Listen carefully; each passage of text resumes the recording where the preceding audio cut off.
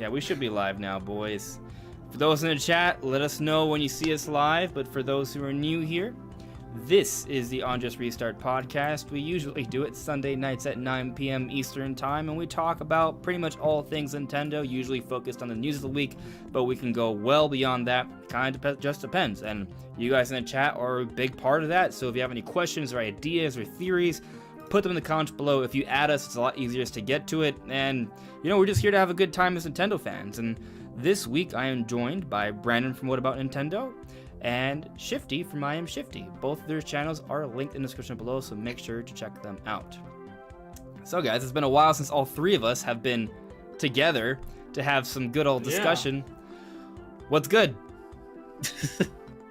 You go ahead, Brendan. You got. No, you're the guest. You go first. Well, I was gonna say, it's good to actually be on a podcast with Brandon also being here. Right. Yeah. It's been so weird that we've just been switching back and forth. I don't know what. Yeah, it's like I'm the understudy. Like when you're not here, I take over. Right. Brandon 2.0, a replacement. But I've actually been playing a lot of Final Fantasy 15. I got it on Game Pass on PC, so that's what I've been doing this whole week. I've just been playing that game, pretty much. I have never played Final Fantasy. I've thought about playing it, but no. I think I probably, I think I might like it more than Final Fantasy 7, actually.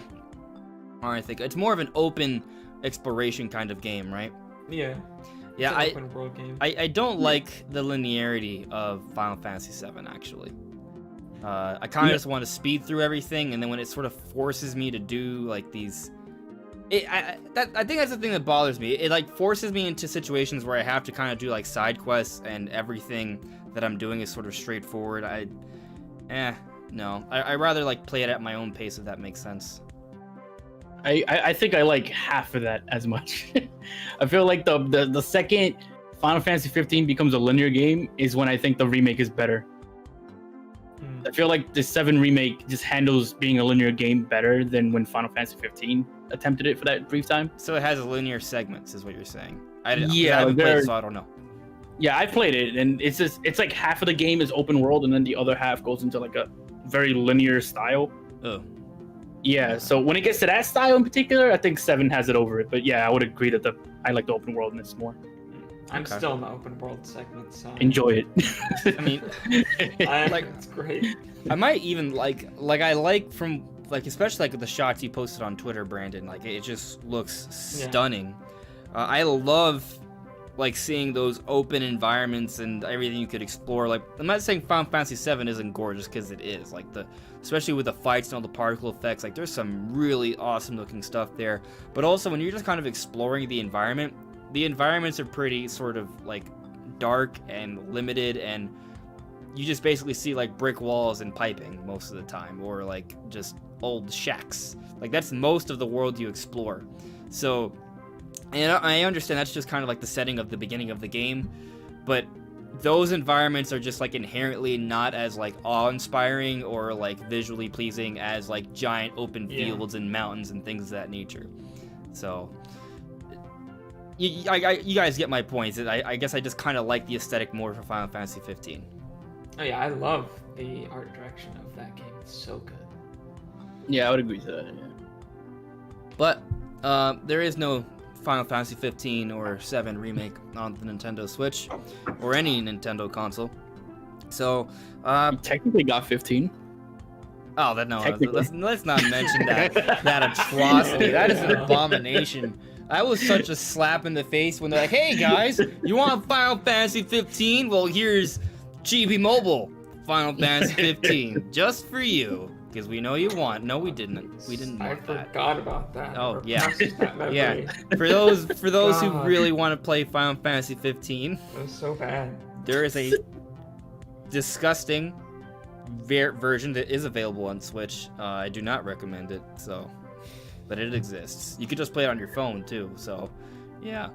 But anyway, guys, for this week's discussion, we're going to be focusing a lot on the July Nintendo Direct rumor. We're going to be going over the recent shareholders Q&A. There's a lot of information there. They can give us hope about what's to come from Nintendo in the future in relation to games and the Direct and such. But we also got news of a Retro Studios hiring. If you didn't know, Retro Studios is the team that is behind the Donkey Kong Country series, a new one at least, as well as Metroid Prime. And they are working on Metroid Prime 4, potentially something else, so that could be very exciting.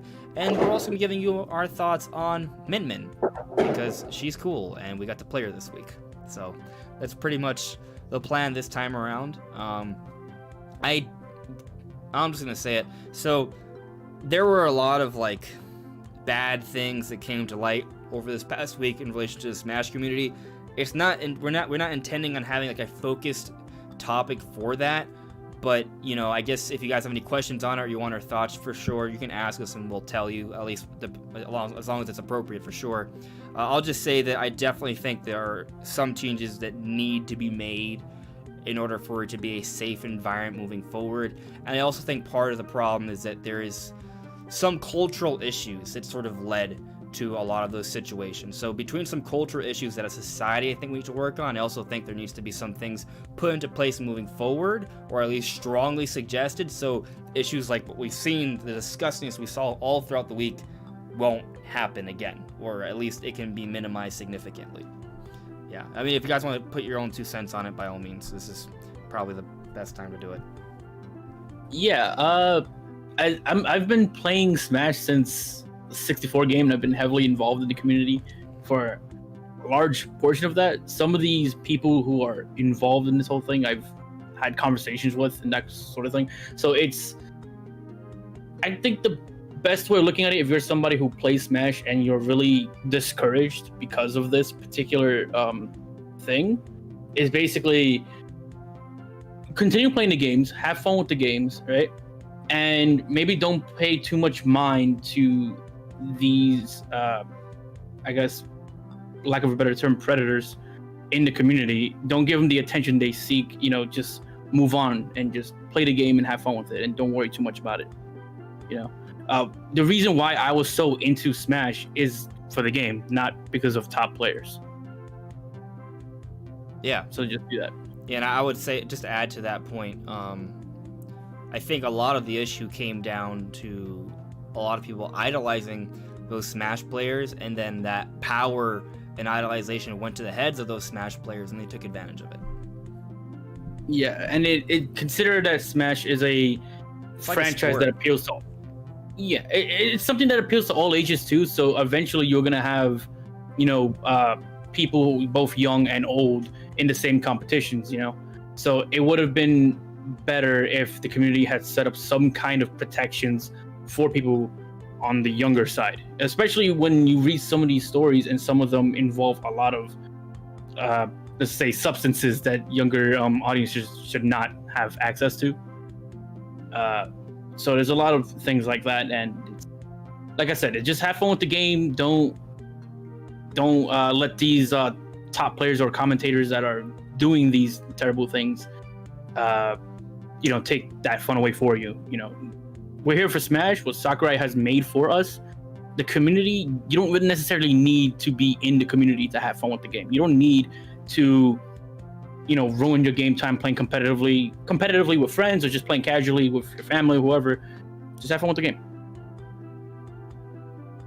Yeah, I'll also say that most people don't have what it takes to be a competitive Smash player, so don't worry about it. That is a very high bar. A very high bar. You can still be pretty good, though. So, hey, actually, no, just to be clear. If your dream is to be a competitive Smash player, if you work hard on it, you can definitely get to it. Even if you don't have hands, I'm sure you could find a way. But, yeah. Funny enough, there actually is, it's not related to Smash, but in the FGC specifically, there's a player by the name of, I believe, Broly Legs. Mm. And this player can't even use their hands to play the game.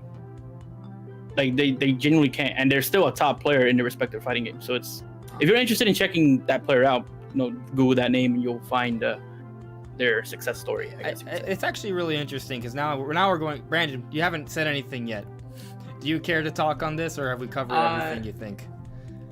Yeah, I just don't really know what to say, so I was just kind of being silent. That's okay.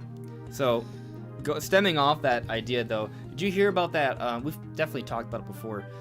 There was this one person who was able to play through Ocarina of Time who was blind.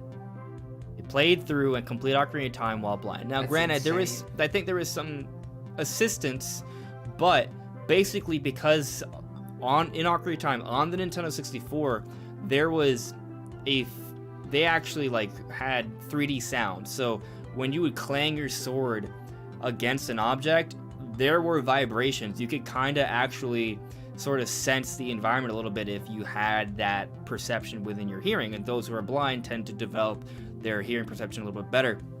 And by doing this, by clanging the sword against different environments and things of that nature, they're able to navigate through the game, even though they were blind. And I think that's really cool.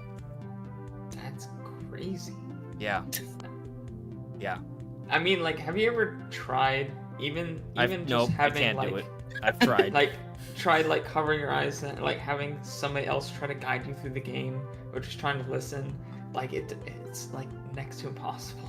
Yeah, because our level of perception of a game is next to nothing without eyesight, which I hope is sort of developed over time. Like, yeah, we have HD rumble and things of that nature, but imagine if that could be great. Like, look at VR, for example. Like, imagine having, I mean, yes, there's hearing, when it kind of like when you have headsets, you could have like that audio experience. It makes you feel like you're within that environment. Things like that, like a better audio experience, more physical feedback, things of that nature could add to the perception. Obviously, just improve your experience of the game, but maybe gets you to a point where you can do some level of exploration without your eyesight. Yeah, I mean, if you not to talk even more about non-Nintendo stuff on a Nintendo podcast, but Sony, that's kind of a big thing that they're doing with the PlayStation 5 is 3D audio. They want to make like the best 3D audio that's ever existed. That's kind of their goal. And they also have this thing where they can take pictures of your ear from like multiple angles and create a soundscape specific to your shape of your ear, so it actually sounds perfect to you because everybody's ear shape is slightly different, so the way they hear sounds different. So if you actually adjust the sound to perfectly fit your ear, it sounds like better or something.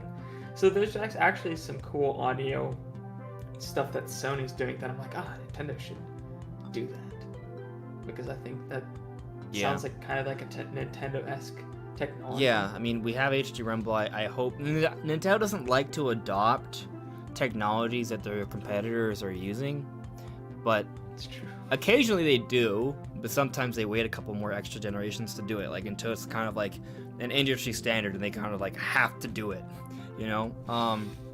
Like clickable sticks, we didn't get that. We didn't have it on the GameCube. We didn't, like, Xbox and PS2 had it. We didn't have it on the Wii.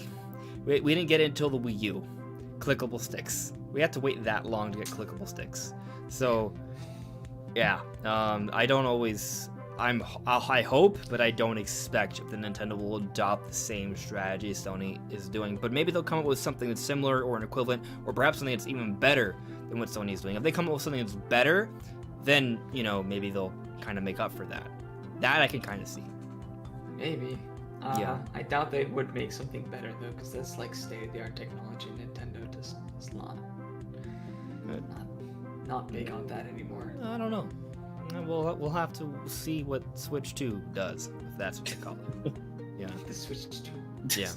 So let me check in with the chat real quick, and let's actually jump into what we have to talk about tonight. So, and I'm thinking what we do is we talk about the Retro Studios hiring and Min, and then we jump into the Q&A, and then all of the Nintendo Direct stuff. Does that sound like a... Obviously, we don't have to go strictly to that, but that's kind of like how I'm thinking we're going to sort of line this up. Sounds good to me. Cool. So I see we got Salmon in chat. Larry, hello there. Larry's saying, I still can't believe it has been over 300 days since a Nintendo Direct. I know, it's crazy, right? You gotta think we're gonna get one maybe soon. To a whole year. Or maybe we wait a whole year. Who knows? Now, just to be clear, some people say, well, we just got a Direct in March. That was a Nintendo Direct Mini, not a full-scale Nintendo Direct. There is a difference. Hello there, Birdman. Robeer, hello. Captain Rex, how's it going? Master D, Sabbath, hello. Mumble Speed Talker, hello there. Could it be another trailers drop as in plural? So I could envision a scenario where we don't get the Nintendo Direct this month and instead we just get like a trailer for like 3D World Deluxe and Pikmin 3 Deluxe. Like I could see that, but I really feel like we're getting close to a situation where it's just pretty much kind of about time for Nintendo to announce what they're going to do for the rest of the year, because it's already July. This is the 7th month of the year, and we don't know what's to happen for the holidays. Like it's getting close. Maybe they could find a way to delay things a little bit longer with a few trailer drops, but we'll have to sort of wait and see. Yeah, I think there's even people who aren't hardcore Nintendo fans who are asking what is coming up. I've seen like a few people on Twitter who I don't even know as Nintendo fans who are asking and clamoring for like new information on games. Yeah, it makes sense. We have nothing. Yeah, No, nothing. Like the only thing we know about is Paper Mario. I think Deadly Premonition comes out in like 5 days or so, and we don't even know how that game will turn out because it's sweary. He's kind of he's mixed on like reception and how people like his games. So other than that, we know games that are supposed to release this year, and that's kind of it. But we don't know the specifics. Yeah, right. And that's in stark contrast to the other two companies, which we know a lot more of. Obviously, we don't know everything still yet, even about them, like release dates. But I mean, we can kind of know a lot more even about them. I think the And problem. they're holding back a lot. I think part of the problem is that we're getting to a point where people are going to start, and it may have already happened, where there's like pre-orders and things for the next-gen systems. People kind of already know somewhat what's going to happen with Sony and Microsoft. Or it's going to get to a situation where it's going to start costing Nintendo sales if they don't tell us what's happening. Like, they have to start telling us soon what are their plans for the rest of the year. Because after a certain point, people are going to be like, all right, this is what I'm going to invest in. Like, some people may pre-order a lot of what they're going to get for the rest of the year, especially when it comes to next-gen systems that may be in limited supply. If Nintendo doesn't say, hey, wait a second, buy our stuff instead really soon, they're going to lose out on some sales because some people may just go all in on pre-orders, So I think soon they have to start sharing more information about what's to come these holidays. Yeah, I think it needs to be soon. Yeah. I mean, I think once we start seeing non-Nintendo fans clamoring for information, that means, okay, no, the fanatics are no longer the ones at the door. Now it's the casuals coming in now. It's really just a matter of, hey, you got to talk about something soon. Like, this is bad. So, yeah. Mr. Cheese, hello there. Let's see, Skull Kid, what is up? Riza Hydra, hello. Riza Hydra says, I've had to deal with this subject a lot as I moderate for Talktopus. He's echoed my views fully without me even telling him them, and likewise you also are echoing them because they're strong. I'm sure this is in reference to what we were talking about in terms of all the allegations in the Smash community as of late. Super Chris, good day, sir. Let's see here, Blake Landry. I'm excited for the Mario All-Stars Remake remasters. I think there's a pretty good chance it's real, and I'm hoping we see an announcement really soon. And, I saw someone mention the Devolver Direct. I think that's like I think it's like a third-party thing, right? Yeah. Yeah, Devolver Digital kind of just showing off their own indie games. They make so many games, or publish so many games. Yeah, they publish a ton. Yeah. So that'll be interesting to see. I think that's gonna be on July 11th. So tune in for that, guys. Vincent Parento, hello. How likely is a new Mario Kart game? It's a good question. I think I don't know. I don't think there's gonna be a Mario Kart game this year. We got Paper Mario. There's this, supposedly we're getting 3D World and the Mario remasters. It's like, and you're gonna get Mario Kart on top of that? No. That's really the thing that's kind of there's so okay, here's the thing. Earlier in the year we got rumors from leakers that leak real things all the time. Maybe they can get some things wrong, but they were saying, hey, Mario Kart's coming. The one I'm talking about in particular is Sabby, Now, Sabby has since moved away from leaking things, at least on Twitter. And it may just be that they sort of pull in information from others. I don't really know. But either way, regardless of who's leaking whatever, like, it doesn't matter how reliable the leaker is. I think you always have to take it with a grain of salt. Always. Until it's officially confirmed, you have to take it with a grain of salt. So there was that leak or rumor, whatever, suggesting Mario Kart could be the holiday game this year. But even within that rumor itself, it was said that it wasn't in stone. It wasn't for sure. So you got to take that into consideration. Although, assuming that that information is true, you got to think that even if it's not coming out this year, it's at least still in the works, right? So that's a possibility. But I'll also say that, just kind of going along with your point, Brandon, there's other Mario games coming out this year, supposedly. So many other ones. Right. So, like, why would you kind of pile all that on together? After a certain point, I think it's bad business to do that. Like, to an extent, yes, but you can't have a Mario game every single month. And there have no Metroid or Pikmin or F-Zero or Kid Icarus, or like, if you only have Mario and no other Nintendo franchise for the second half of the year, I think that's stupid. That's just what I think. Yeah, it's entirely too much Mario. Like, I love Mario, one of my favorite franchises ever, but I don't need 6 games in 6 months. Yeah. Like, calm down. Yeah. At the same time, though, if we get a Mario Kart, I'll be excited about it because I love Mario Kart Deluxe, but I think it's about time we get some new tracks. I think that was probably the biggest lost opportunity with Deluxe. We just got the battle tracks, which we didn't get any DLC tracks. Don't like the battle maps that much personally. I really would have wanted some new actual tracks to race on. Battle mode is so good though. I maybe I should give it another try. I played really so many hours of battle mode on streams. Yeah, like 40 hours at least. Hey Brandon, can you raise your volume a little bit? Yeah, sure. Yeah.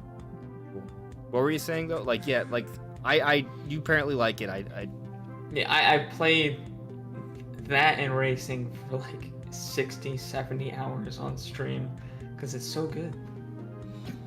Yeah, I'm okay with it.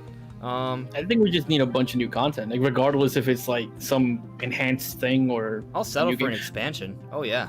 Oh, I'd be all over that because I feel like in terms of like the mechanics of Mario Kart Deluxe, that is my jam. I love the mechanics of Mario Kart Deluxe. Good. I just want more of it. So I'd be okay with that. I guess the other tricky thing though is that we're in a sort of unprecedented scenario here because if you look at all throughout Nintendo's history, we get one Mario Kart game per system, excluding Virtual Console, right? Am I wrong there? I think that's spot on. So we're in a weird scenario with the Switch, though, where we just got Mario Kart 8. Well, not just, but in 2017, we got Mario Kart 8 Deluxe.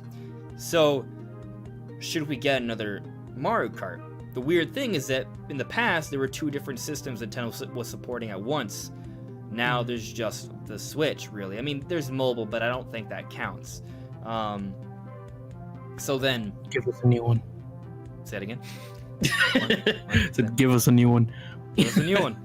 They could. I think it would sell. Would it sell as well as Mario Kart Deluxe? I'm not sure, but I mean, so I guess to answer your question, maybe. Yeah. I don't. That's such a cop-out answer. Well, like what else was I supposed to say? I don't. I'm not like super confident about it. But I definitely would want it. Yeah, I'm pretty confident it won't happen this year, but maybe it could happen next year. Yeah, I think that's cool. You know what I would take instead, though? Diddy Kong Racing. Or F-Zero. I would take F-Zero every day. I just get I would trade most of any franchise for F-Zero. Yeah. I think I'd rather have Mario Kart 9 than a new F-Zero, but I don't really play. We've had enough Mario Kart over the years, and Brandon, please. I just want to make this clear. I'm saying this in jest, but I mean it. Your opinion is wrong, Brandon. Mario Kart's great. Diddy Kong's great. You've had Mario Kart for every system since inception. Let me just get one F-Zero. You can have the next one. So let me ask you guys a question, actually, since we're on the topic of F-Zero. Do you think that perhaps, now I don't think it's likely, but do you think there's even a chance that during that Min Min presentation with that huge focus on Captain Falcon, they actually brought in the voice of Vegeta to do new voice work for Captain Falcon, which hasn't been done since the Nintendo 64. Like, do you think that could perhaps imply or suggest that an F-Zero is in the works for the Switch? Zero chance. Not even a small percentage. Not even a 1. You can't give me a 1. I'm pessimistic when it comes to F-Zero, man. I just don't believe anything when it comes to it anymore. Yeah. I'd say there's maybe a 5. I'll take 10, 5.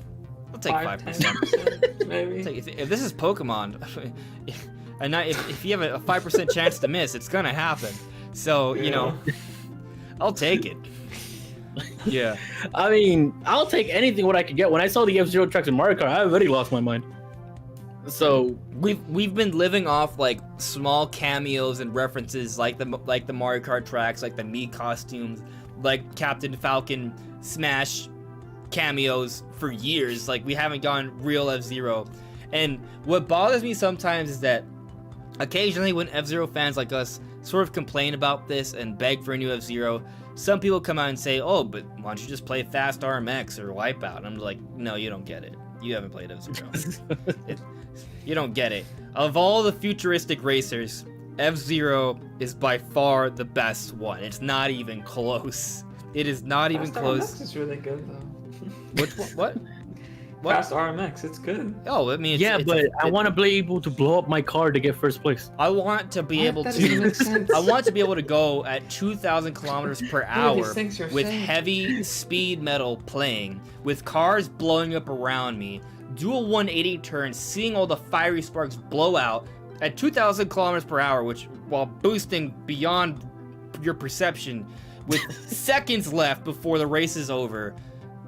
Do that turn, not hit anything. It's like a perfect turn, and you have like your perception has to be at a whole other level. A lot of this is muscle memory, and then you boost all your energy out. So if you get touched by a speck of sand, you will explode, and then that speck of sand hits you. You do explode, but you explode off a ramp, falling thousands of feet down super fast, and you hit the finish line before you are obliterated from existence, and you get first place in the very last millisecond. That totally happens in F-Zero. No other racing game can do it. It is the most satisfying, beautiful experience in life. You know, I'm only exaggerating somewhat. You know how exciting it is to race someone in F-Zero, Brandon, and then just go like, oh, I'm right behind him. I just need one boost of speed, and you purposely hit the wall in the right way just so you get that explosion. Yeah, and get that boost explosion boosting. It is a strategy. It's a genuine thing, and I love it. It's nonsense, but I love it. It is so we can cool. throw turtle shells in Mario Kart. We can blow up our cars in F-Zero. It's okay. F-Zero is just like super intense. Super intense, super good. fast. I want to try it.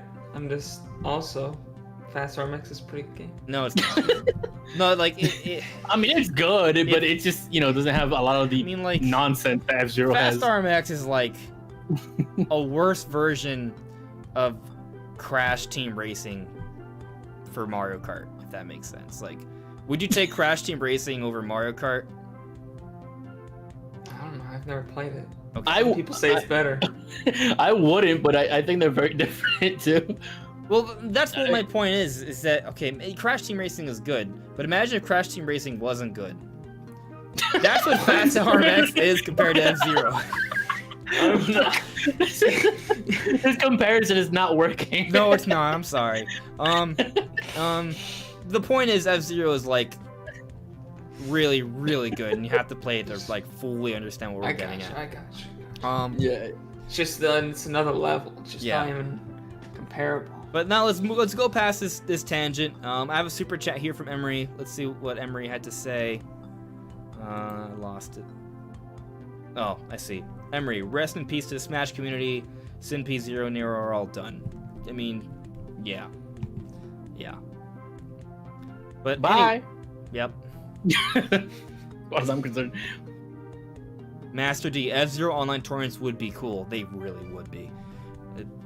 We haven't had F-Zero online. Like, if Nintendo needs a reason to make F-Zero online. There you go. That's it. Or Death Race.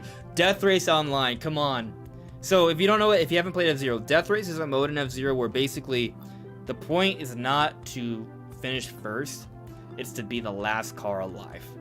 So it's like an unlimited race where you're just battling each other until there's just one car left.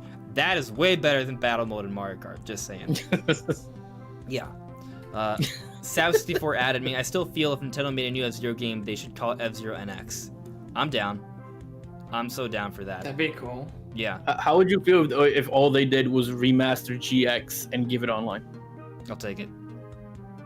Fair enough. I'll take it. It would look great. Like, imagine if it, like, F-Zero GX already looks great. Like, if you just give it, like, HD textures, slightly enhanced lighting in 1080p, give it online, maybe add a casual mode for people who aren't talented. Something that they could make from the ground up. I know 100% they could make something that looks way better from the ground up. I mean, just look at, like, Fast RMX already looks. Yeah, Fast RMX does look good. really good. It really does. But yeah, F-Zero GX just looks amazing on the GameCube, and if you just made it in 1080p, it would still look good. It looks so good on the GameCube. Imagine what they could do from the ground up on the Switch. Right, but Nintendo might not be willing to invest in that, so I would settle for F-Zero GX HD. Get that first, see it sells well, and then get the new one. Yeah.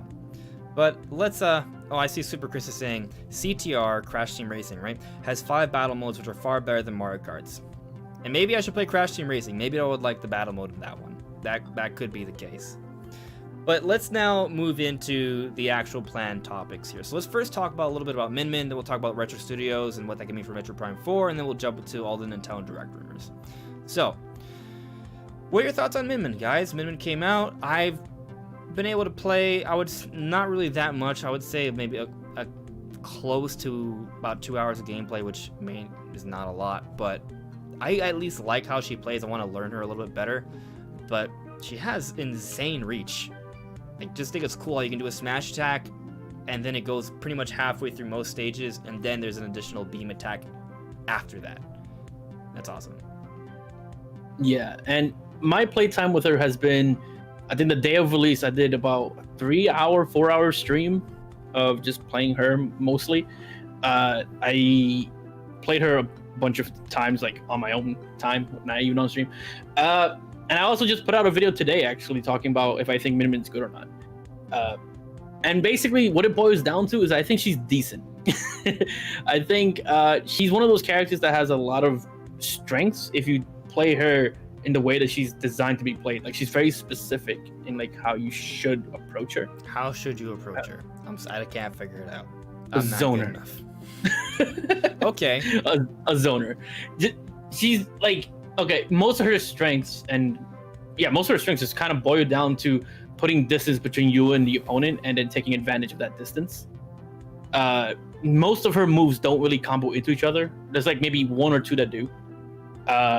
And when you do get a combo, it's maybe a few hits.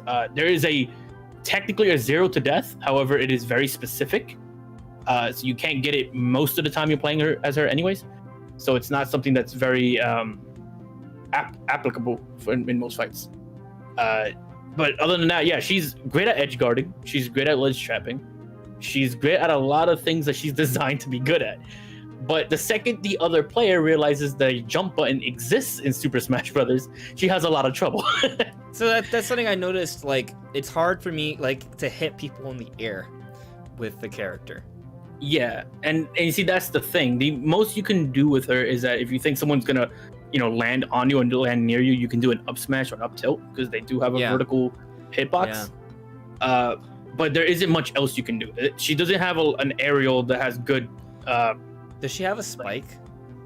She does, but it's not a good one. I would argue. How do you spike? It's her down air, her down kick. Oh, that's terrifying. No, I'll die. Exactly. And it only spikes when the enemy player is right below her when she starts to move. So 9 times out of 10, if you spike someone with that move, you die first. Like Min Min dies first. Yeah. So you don't do it. So it's not practical at all. It's not. That's the move you want to do if you're trying to flex on somebody. Like, that's a move you're trying to show off with. I've gone a few stocks with that move where if I have maybe a 3 stock or 2 stock lead, then I'll go for it because I can. Right. But other than that, there's really no reason to do it if you're having an even fight for the most part. I have another question for you. Actually, I'm like using this so you could like tutor me in Smash Brothers. So I get the reason to have the heavy arm, and then there's the spinny arm. Like those make sense. Like the spinny arm, like it's kind of a little bit fast. You can get some chip damage with it. Build up, right? And the heavy one, the electrical, when you charge up the electrical attack, that's a heavy one that can KO people, that can send people off. It's a knockout attack, right? What is the purpose of having a second dragon head? It's not even as good as the other one. Like, what's the purpose of it? I would argue the purpose is pressure, because it's the only arm where you can kind of extend the hitbox further with the blast. So if you want to put in pressure or mix somebody up, you can shoot one out that doesn't do anything, shoot another one out, and then do the blast. Or maybe if someone's trying to recover, you can shoot one down, shoot one up, and then blast. So you can kind of blast, or can only the non-switching one blast? Both can blast. Really? Oh, okay. I thought it was just the one. No, both can blast. It's I guess the main one can go green and be stronger. Yeah, like the green, the main one can be stronger after a grab. Okay. But the other one usually stays the same for the most part. Okay. Interesting. Yeah. So Okay. it has its uses. It's not the one I use the most. I think it's the one I use the least, to be fair. Right. But there is some uses to it. It's mostly just to like keep someone guessing. Okay. I get it. Think of it like this. Even if you're using the ram, or if you're using the what is it called, the megawatt, the distance is almost always the same every time. So somebody can easily learn what that distance is and stay out of it to punish you. But if you're using the dragon, they don't know when you're gonna shoot the blast or not. So the distance is different depending on that. So you have to keep them guessing. Okay. All right. No, you're making sense now. I get it. Okay. So we can mix it up. Sounds like a character I would not be able to play as. I do think she plays so different because she doesn't have like a traditional neutral or side B. It's like her side B is side A, just on the different side. Yeah, she feels like, it's gonna sound like a weird comparison if you're not familiar with fighting games as a whole, but she feels like I'm playing as a Tekken character. Because Tekken has this mechanic in its game with all of its fighters where each face button represents a different limb. So like Y could be the right arm, left arm is another button, left leg, right leg. So she feels like she's that, because B and A just represent different arms in that case.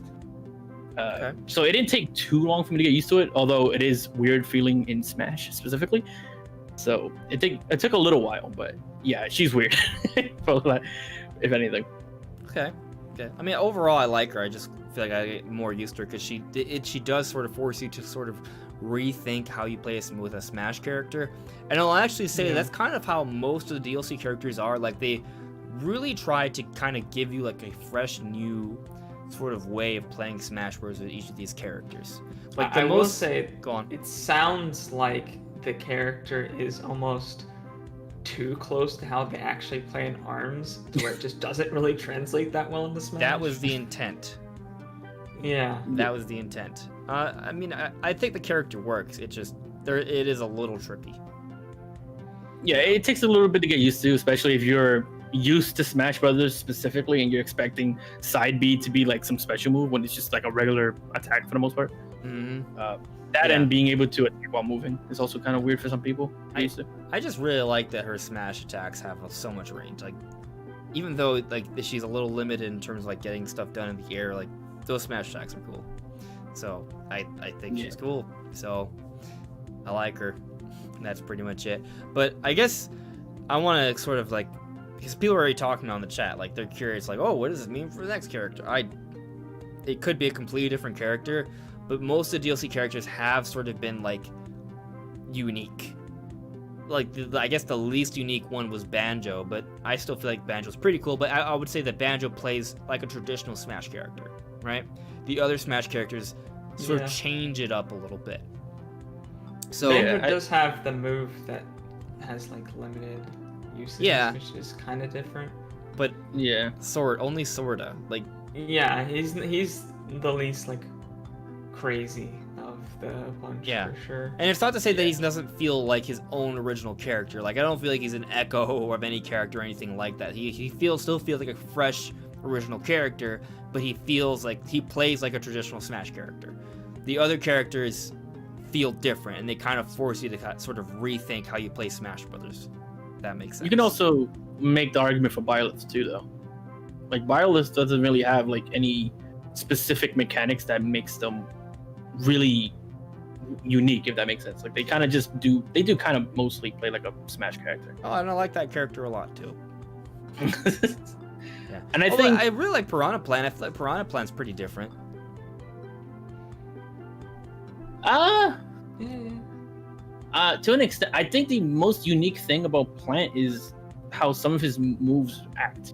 The pot, like, and then like the spike ball is so weird. Like the spike ball, the way the spike ball works as a projectile is weird compared to like others. Yeah. There's no poison cloud thing like that in other characters I'm aware of. Yeah, I like how you can use it as like a smoke screen, and you can try and do a sneak attack that way. Yeah. Terry just kind of feels like a fusion of other character concepts. If you Terry think about feels like a better version of Street Fighter characters for me. Like he has like the Shoto like mechanics while also having the powered up mechanic of like I don't know, like Joker or like other characters. Like maybe not Joker, but it's a little bit different. But yeah, I get what you're saying though. So, but do you think?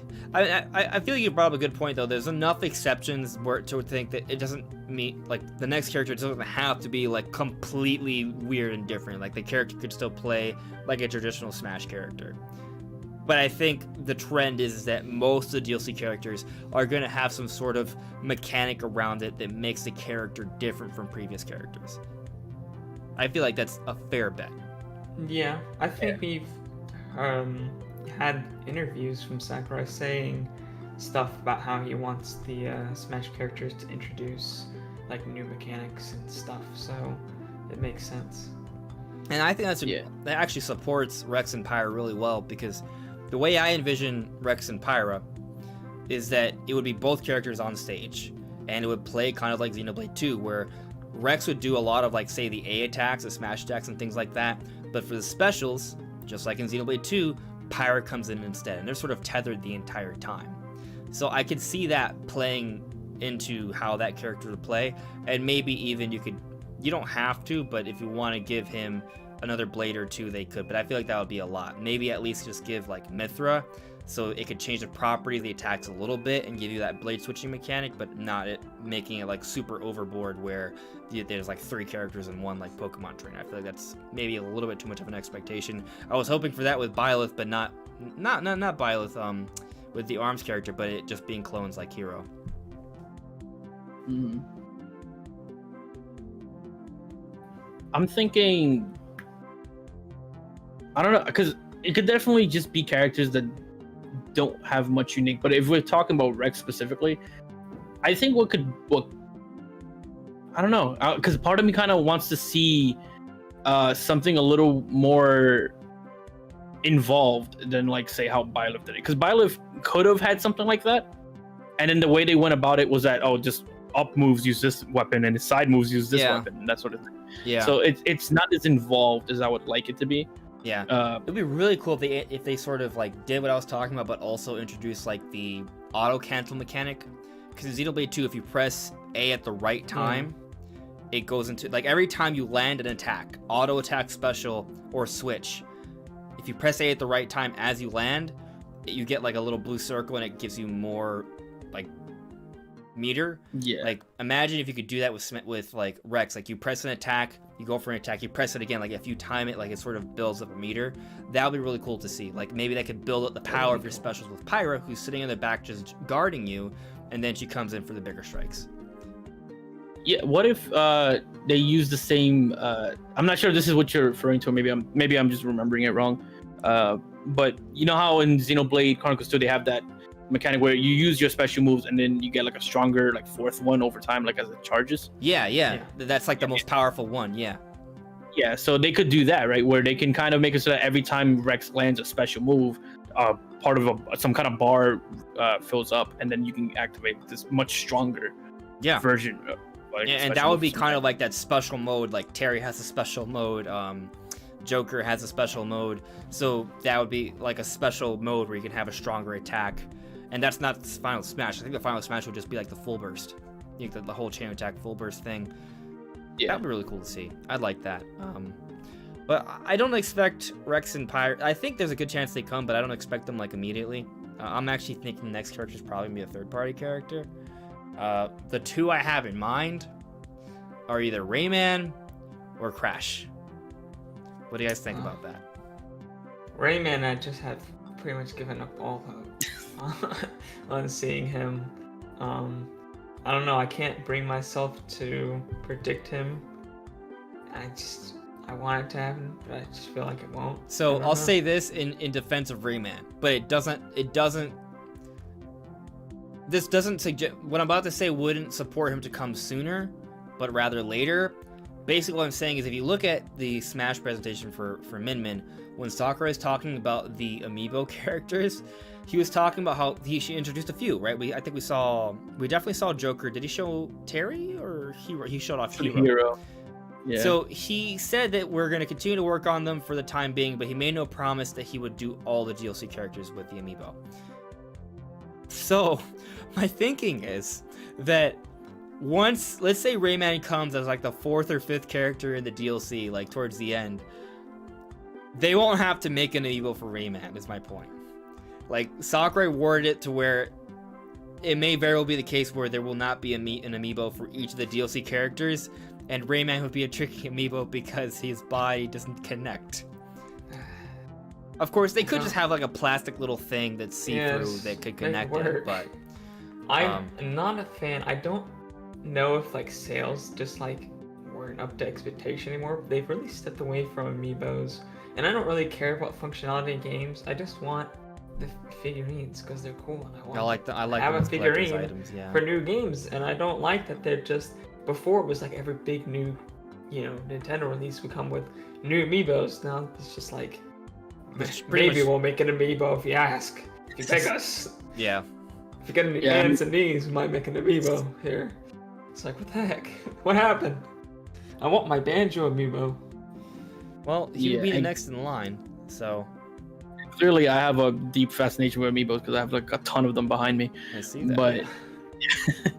But I mean, when it comes to Crash and Rayman specifically, like, I didn't really grow up with Crash, so I don't really have like a deep connection with Crash. But Rayman, I did kind of play some of the games. Yeah. I have a clear bias in which one I would prefer between the two. In terms of expecting them, I think Crash has a higher like popularity than. There's definitely more of a marketing reason at this stage, it seems, to have Crash in there. Rayman's kind of on a lull. Well, I wouldn't. Ubisoft could easily announce a new Rayman game, though. And then all they should. Yeah. So I don't think it's out of the question that all of a sudden they could like drill up attention for the Rayman series and then sort of do some sort of marketing thing. I'd much rather have Rayman than Crash. I didn't grow up with either one. Well, I did Crash a little bit on like the GameCube, but I didn't like it. Like I played it and I was like, this is not good. Yeah, I enjoy it. And this is probably like a hot take too, but I did briefly as an adult go back and try to play the first Crash game, and I did not like those levels where the boulder's coming at you and you have to run towards the camera because I can't see where I'm going. Can't see. There's so much. Oh god, that was such an issue. Like, I think I played it back on the GameCube or the PS2. It was such an issue because the camera angles were horrible. You'd be running and you cannot see where you're going at all, and there'd just be like a drop. Like you'd have like this much of the screen to see that there's a drop right in front of you. And I personally feel like there's a little bit more material. There's more material to draw from for Rayman's moveset, because he's had a lot of spin-off games as well. Like imagine if they were to pull in some moves from like Rayman Raving Rabbids where he like would spin around a cow with a chain. Like I think there's some potential there. Or like even looking at some of the recent side-scrolling games, like some of his not companion characters, but the other characters you could play as, like it wouldn't surprise you if maybe like he could pull out an axe at some point and just like, like a Kart, like a Looney Tunes sort of like go at you with a giant axe. Like I could see stuff like that. I don't know if he would be like a really weird character, like I don't see him being like as different as say Min. I think Rayman would probably feel a little bit more traditional, but it would be awesome. Yeah. I mean, I clearly would want Rayman more, and considering that I didn't grow up and play Crash, I can't argue on what the moveset would be for Crash specifically, other than him I know spinning. he would spin. He would spin. Yeah, he could jump on the jumps, box. he Like spins, his upbeat could I be think, like like, bouncing double on the box. jumps. Like, I'm sure if there was more. like a hardcore Crash fan, he'd be able to tell us like everything Crash can do and whatnot. Yeah. But since I didn't grow up with it, I can't play Devil's Advocate. I remember I really tried to get to beat it back in the day, but Would they like bring in the I don't cart? even remember. It Like, was would just they, like- just jumping and spinning? Would they Well, use it some of was. his Crash Team Racing stuff to give him more moves? Like, would he be like kind of like Wario, where he could like randomly jump in a cart and like side B his way to victory?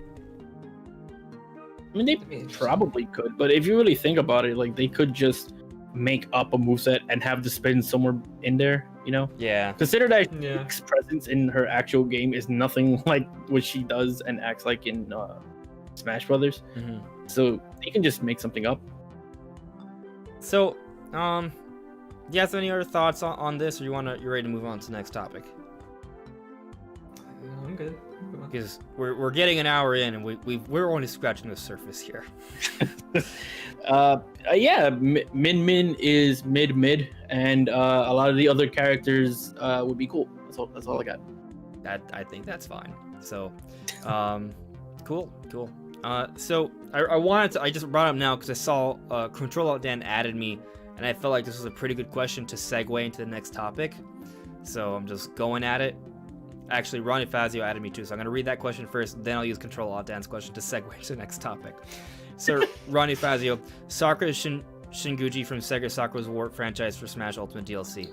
I think I don't know if I spoke about it with you before, but it definitely brought up in the chat beforehand during the podcast. I don't know that much about Sakura Wars, but I'm all for Sega having more representation in Smash Brothers because Sega's great.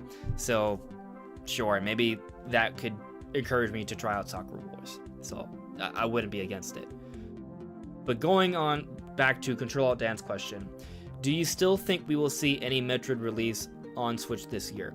So it's kind of tough for me because this last week I've seen several people who have some sources suggest that they don't think a Metroid will come out this year. And maybe that's the case. I feel like Nintendo has been teasing a Metroid, but that also doesn't have to mean that the Metroid can come out this year. Like, they could very well have been teasing Metroid, and we could get a reveal in a July Nintendo Direct this month. Like, that's all possible, and it could still not come out this year. It could be like an early 2021 title. Like, that's all could be the case. Like, so just because Nintendo may very well have teased Metroid with the end of the Paper Mario trailer, that doesn't mean it has to come out this year. Like, it could have been a tease, and it could still not come out this year. Like, it doesn't have to be one or the other. I guess we're just kind of running out of time, because let's say the Mario remasters come out this year, and 3D World Deluxe comes out this year, and Pikmin 3 Deluxe comes out this year. That's 3 games, and there's also Bravely Default 2. These are published Nintendo games I'm referring to. So if someone says, hey, what about No More Heroes 3? That's not a published Nintendo game, so I'm not really like factoring into how Nintendo's going to schedule things. They may take it into account because it is like an exclusive, and maybe there's some sort of deal there, but it's not being published by Nintendo to any official capacity that I know of. Those 4 games are supposed to come out this year, and I'm sure there's a couple other things that haven't been announced yet. It could be that one of those things is Metroid. Now, I'm not expecting Metroid Prime 4, that's a ways off. I'm not expecting it to be Prime Trilogy either. I'm expecting that's going to come a little bit closer to maybe like once they're about ready to reveal Metroid Prime 4, they also reveal Prime Trilogy. Like, let's say the day they tease Metroid Prime 4 and show off some gameplay, then what'll happen is they'll also say, hey, this is still a ways off, but guess what we're coming out with the next couple months? Prime Trilogy. So it wouldn't shock me if next year we get a gameplay reveal for Metroid Prime 4, and then they also announce that Prime Trilogy is coming out soon. Like, something like that can maybe happen. What I think is coming first, though, is a 2D Metroid game. It's just kind of a question of when. Is it coming out this year, or is it coming out next year? Because I think Mercury Steam's been working on it for quite some time. I had a video on it. I pulled in different like sources and interviews suggesting that they would likely be working on it, so you could check that out, see if you agree or not. But I just think that it's definitely soon. It wouldn't surprise me if we see a reveal for it maybe in a July Nintendo Direct perhaps, and it could come out this year, but it wouldn't shock me if it's like an early 2021 title. So I guess I'm kind of 50-50 at this point, but I definitely think with the next couple months we'll at least get some sort of reveal for a Metroid game soon. That's what I think, at least. Okay. I also think something Metroid should come out this year. I'm really hoping, because this year we need some games to kind of save this year, because it hasn't been like that great.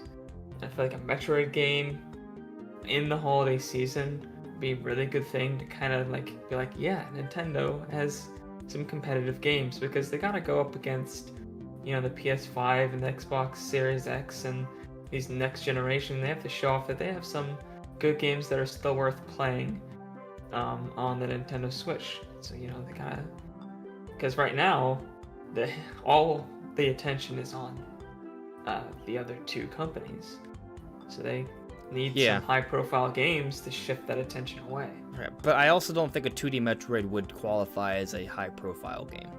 Like, it would be a really good, exciting game to have, but at the end of the day, it's a 2D Metroid. That scope isn't really comparable to Halo or The Last of Us 2. Like, it just won't be. Metroid Prime 4, No. yeah. But I don't think that's ready. I think 2D Metroid's kind of like, it probably still won't sell as well as Paper Mario, but in terms of like, I would say scope, I would actually, Paper Mario or the Origami King's an open world game, which is amazing. I think semi-open from what I understand, but yeah. My point simply is that I just don't think that's the game that they would need to say, hey, consider us. I definitely think it'll do better than Samus Returns, though. Like, I think it could be like the best-selling 2D Metroid of all time, for sure. I think it could maybe do better than Link's Awakening. Yeah, I think it would. I think there's more hype around the Metroid name right now in general, though, that I think anything Metroid would sell really well and get a lot of attention this holiday. Yeah. I'll say that. Go on. You go first. I was just gonna say that I more or less agree that 2D Metroid is not something that'll be a huge deal for, I guess, the majority of the gaming space, because it's kind of it's the idea of like, it's the battle for the dollar kind of mentality, where it's like, people who are interested in buying a PlayStation 5 or an Xbox Series X, are they really also going to buy a game? Like, they're probably not going to after spending that, right? So whatever game that would convince them to not do that, or maybe spend more money on top of that, has to be something that's like massive, right? Yeah. So I don't think 2D Metroid is that, but I also do agree that it's going to sell a lot for like Nintendo fans and people who probably are not buying into next gen immediately. Yeah. So it'll probably sell a lot, and it'll probably be the best selling 2D Metroid, if not close. The best selling Metroid product, period. I mean, probably. That's not a high bar, so you know what, you're probably right, actually. I mean, if it passes Link's Awakening sales, then I think it would actually literally be the best-selling Metroid game of all time. Because Metroid Prime, which is the best-selling 3D Metroid, I think sold about 2.5 million. But how much does Super Metroid sell? I think that might be the real content. I'm not sure. Super Metroid sales. Let's see here. I'm like doing okay. So I'll pull up this wiki for you guys. This is probably close to real. So the Super Metroid sold 1.42 million. Metroid Samus Returns 1. What? Oh, probably because it was on Game Boy. Where's Metroid Prime? It doesn't exist. Oh, I'm just kidding. 2.84. So Metroid Prime is still the best-selling Metroid according to VG charts, which isn't super reliable, but I'd say it's likely, probably close to the truth. They get ballpark numbers generally. So, point is, as you can see here, there isn't really any big sellers. So, I could definitely see that this Metroid game would do really well. I could see it. It's definitely going to outperform Samus Returns. Like, that's like guaranteed. That game tanked. I think Nintendo could sneeze like anything and probably perform better than Federation Force. So, well, it was actually the worst selling Metroid game of all time. Go figure. Is anyone surprised by that? I'm not. No. So I think it's a very low bar here for this game, and I think it could be the best-selling Metroid game, to your point. So, yeah, I see it. Yeah. I think it'll sell well. I just don't know if it's gonna have like enough of an impact to the general audience that it's gonna make them go, okay, I'm gonna buy a PlayStation 5 and Metroid. It's not gonna be that. Maybe Metroid Prime 4, but that's probably a ways off. So yeah, I agree. I'll say though that if it wasn't for some of these leakers suggesting it wouldn't come out this year, my confidence level in 2D Metroid would be higher. My perspective is that the way that was teased, considering the timing of things since Samus Returns, and that I basically believe the Mercury team's been working on all this time, I think that this likely would be like a good period to release Metroid. I think there's a good chance it could be coming out this year. And I'll also say that while there are some rumors suggesting that 2D Metroid won't come out till 2021, there are also some rumors earlier in the year that were suggesting that it would come out this year. So it's kind of like you have rumors on two different sides, but maybe these more recent rumors are more up to date because Nintendo's plans have changed. It happens all the time. So I'm at least optimistic that we're going to see something Metroid revealed this year, and it won't be too far off. That's what I'm sort of sticking to at this point. I see I got a super chat here from the podcast dojo. Thank you very much, man. I know you guys are not into it as much, but I would appreciate an Advance Wars character in Smash. Not only is it a great Ninty franchise, they couldn't be more suitable for Smash. Maybe like Andy with the wrench, jumping out of a tank and just like smacking people. It would play kind of like Andy Bowser from Jr. Advance maybe. Wars gets in, my friend Pedro will die. It would be super cool. I think we need a new Advanced Wars. Yeah. I know on the GameCube they tried to make it like a 3D franchise with Battalion Wars, and I thought it was cool, but it wasn't Advanced Wars gameplay, it was something else, which is why they didn't call it Advanced Wars, they called it Battalion Wars, which I think was the right play, actually. Yeah, they haven't done anything with the Wars series in years. Yeah, there was an indie game that was basically Advanced Wars. I didn't play it, but it was... Wargroove? Yeah, I think that's what it's called. Wargroove is similar. Yeah. There is an assist trophy for Advanced Wars, so I could see, like, I don't see Advanced Wars getting a character for the DLC. I think there's like 0 chance of that. Like, it's super low, but I think that's one of those characters. Like, let's say Andy. I think that would be the kind of character you could maybe see in the next Smash Brothers, maybe like an actual like true like Nintendo franchise character that hasn't been represented as playable. Like, that would be a good opportunity, especially if we get some sort of Advanced Wars game within the next 10 years or so, because I don't expect the next Smash game for years from now, just for the record, because of all this DLC and how big Ultimate is. It could be a long time. Control Alt Dan added me. I truly do think that the Paper Mario Metroid tease was a purposeful tease for a 2020 announcement. Nintendo isn't one to tease lightly. Well, so when it comes to Metroid, they kind of are. There's a history of kind of leaving us high and dry. Because the remember the Cranky Kong reveal? Reggie was wearing a Metroid pin, a Samus pin, and they were saying, "Oh, Retro Studios has a big announcement at the Game Awards." This is before the Game Awards was what it is today. It's a completely different show now. But we were all super hyped and excited. This was like years ago, a long time. And then they're like, "Oh, here it is. Here's the big thing. Cranky Kong's in Donkey Kong Country." Excited? You excited?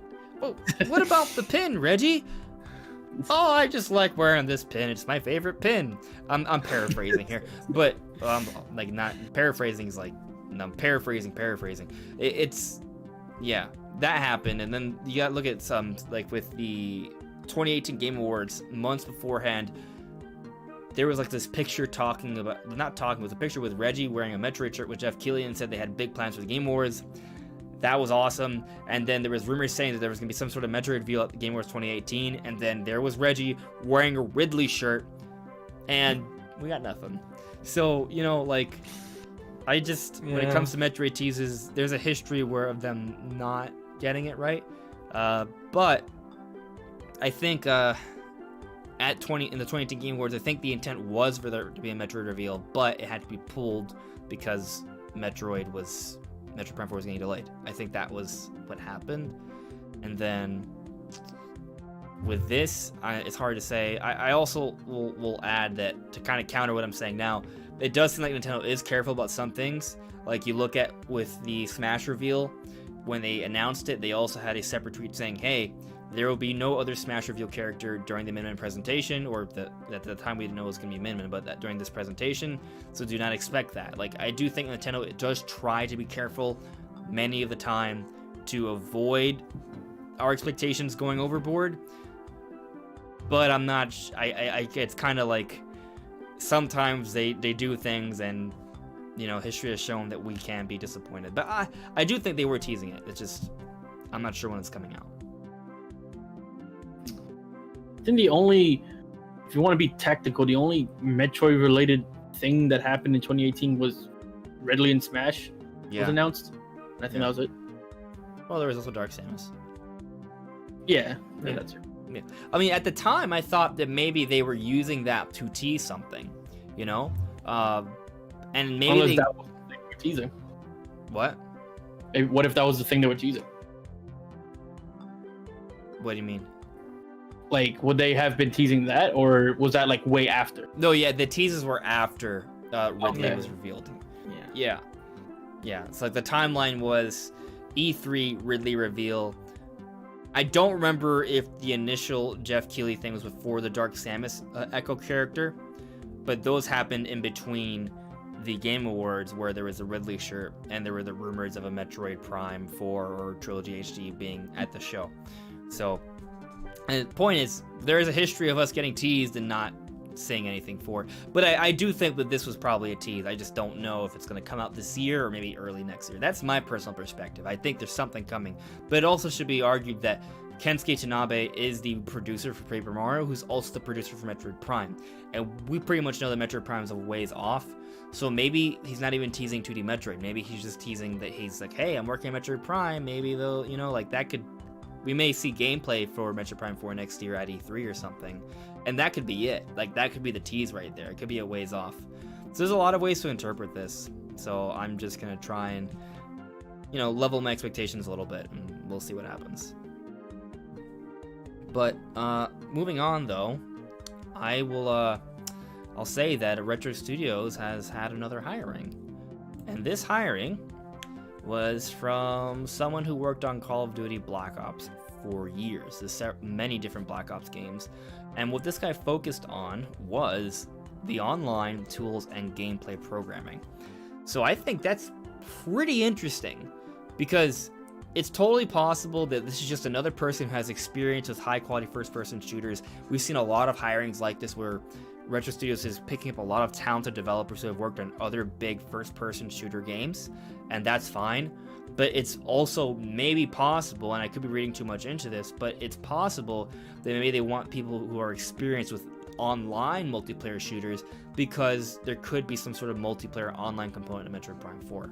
I think there's a possibility of that. What do you guys think?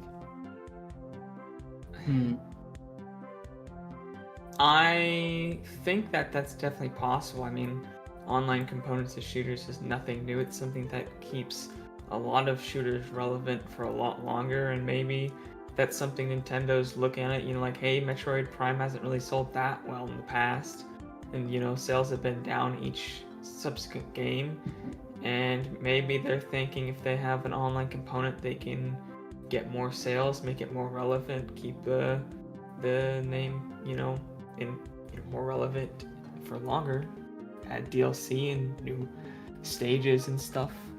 Yeah. And, you know, because Metroid really isn't that popular of a series, but it has a lot of potential to be. So maybe that's an idea they're having. Personally, I don't think it's a great direction if they shift their focus away from the single player. I think, of course, that should be the biggest focus, and hopefully if they are doing like a multiplayer, it's something maybe like they have a separate section of the team doing that, and then they have the other team that's doing the single player, so that, you know, they're not gimping one or the other. because I definitely don't want a game, because some games, you know, the shooters, and they come up with the campaigns are just like, eh. And they're really focused on the multiplayer and stuff, and obviously that's not what Metroid's about. I'm just trying to think of an example. More about that single player experience. Yeah. I'm trying to think of an example of a game that had like a very high quality, very sophisticated single player campaign that was lengthy, and then also had a real killer multiplayer mode as well. Like, if you look at Halo, people enjoy the single player, but I would say that the campaign in Halo is not as long as a Metroid game. It's not. Firstly, and Metroid games, it's kind of like most, correct me if I'm wrong, but I haven't played every single Halo game, but I played a few of them. They're fairly straightforward. Like, yeah, there's some navigation, and their worlds are large, but it's fairly kind of like linear. Pretty and linear. The puzzles are very limited. It's mostly just, oh, you're in a room of enemies, you got to work your way through. That's pretty much it, right? So yeah, for the most part. Metroid Prime is not that. Metroid Prime is kind of more like Zelda, but not like openness, but in terms of like the puzzles and the exploration. It's kind of more along those lines. So there's a lot more that goes into the layout and the puzzles and the exploration of Metroid Prime. So it would be hard for me. I'm struggling to think of an example where they had a really good, sophisticated online like single player campaign that has tons of puzzles and things of that nature, but then also has like a real banger of a multiplayer mode. Like, what usually happens is that you'll have like a fun single player campaign, but it's nothing super sophisticated, and then you have a really fleshed out multiplayer mode. Like, look at Splatoon. Halo is another great example of that. But then when you have the games that do have like those really deep single player experiences, the multiplayer is either non-existent or just okay. Yeah, and that, to be honest, like that's my biggest concern with the whole thing. It's that obviously you don't want to have a single player that's game when we're talking about Metroid. Like, that's pretty much the primary it's Space focus. Zelda. That's the primary focus. However, the way I look at it too is that I would really like if they do a multiplayer mode that it's not terrible like either. Yeah. Because like one of my favorite shooters period is Doom. Right? I love Doom. I love nearly every installment of that game. Nearly, I'm 3. But the main point is that Doom 2016 and Doom Eternal have superb single players, but the multiplayer, who cares? Like, nobody cares about the multiplayer. Nobody cares. Nobody cares. And then, like, you could name like a million games on like the Xbox 360, PS3 era that had like good single players and just tacked on multiplayer games. Like, I remember that being an issue during that generation. So it's kind of hard to say. I feel like, and this is going to sound weird, the only game I can think of that is the closest to balancing both really well was the original Doom. And maybe Quake, like certain Quake games. And that's kind of, we're talking like PC games from like 1993 at that point. Like, I can't remember many that has done that balance perfectly. And even then, Doom was very, that very early signs of multiplayer at that point. Like, it wasn't even, all of that. It was just like, here's weapons to just kill each other. Like, yeah, I mean, that's the thing. Like, it's hard for me to imagine an example, but it doesn't mean it can't happen. Because I think Metroid Prime 4, like, in terms of ambition and scope and probably funding, it's probably not too far off from Zelda. I think Nintendo wants this to be a really big thing. Not even think. Like, I can feel like it's pretty much a foregone conclusion that they want this to be a really big thing. So, the question, like, if that's the case, like let's assume that the Nintendo is bringing everything they have to this project. Like, they're going all in. And if you look at the hirings from Retro Studios, seems like they are going all in. Like, they want this game to be right up there with the best of the best shooters that we've ever seen from the industry. But is it possible for them to give us a Metroid Prime campaign that rivals the original Metroid Prime games, but perhaps in the modern era, which means far better and bigger? Like, that let's just get that right now. Like, I think the standards for how long and how big a game are these days has definitely changed a fair bit. So I think people will be disappointed if the Metroid Prime campaign is kind of just linear and only 15 hours long. people will be upset about that. Like, I think this has to be kind of like at least like a 30-40 hour campaign. That's sort of my expectation on that. And now I'll also say that Metroid Prime, the original, is like a 20-hour game, and Metroid Prime 3 was like 15 hours or 18 hours. Like the 20-hour went, like, that wasn't crazy then, but games are longer and bigger now, so I am expecting it to be a little bit longer than that. Like, if they can give us like a 40-hour campaign that is a very deep, sophisticated, well thought out labyrinth with brilliant puzzles, tons of great combat, awesome lore, and amazing bosses, but then also give us a online multiplayer that has a few different modes, some statistics, and leaderboards, I think that's not like completely out of the question. Because look at, say, for example, like Breath of the Wild or Mario Odyssey. Those games, when you play them, they get you well over 100 hours, and there's no like multiplayer modes. I mean, there's a balloon battle thing in Mario Odyssey, but that was like DLC. Point is, both those games can take you well over 100 hours. I'm not expecting that for Metroid Prime. So if you break it down like that, like if you think of the game as, okay, it's gonna be like a 40-hour campaign or something along those lines, which is still lengthy, that's still a good amount for Metroid Prime, and they could also give us a multiplayer mode that adds a lot of replay value, I think that's like possible. And obviously I don't know, it kind of depends on what direction they're taking this game, but I don't think it's entirely out of the question. I'm just skeptical because there hasn't been anything done like that before that I can think of, at least. For me, like, I want to say, I don't know, maybe this is just the way I look at it, but I feel like 20 hours is okay by me. Okay. Like, anything lower than 20 I think is too short. But I think 20 is when it's like officially starting to be like where I look at it as like that's about where I expect it to be. Okay. But I will say though that I do want the game to last longer in terms of many other ways. Like, if we're talking like just straight playing through the game and you're not really exploring or not really doing much and it takes you like 20 hours, I think that's fine.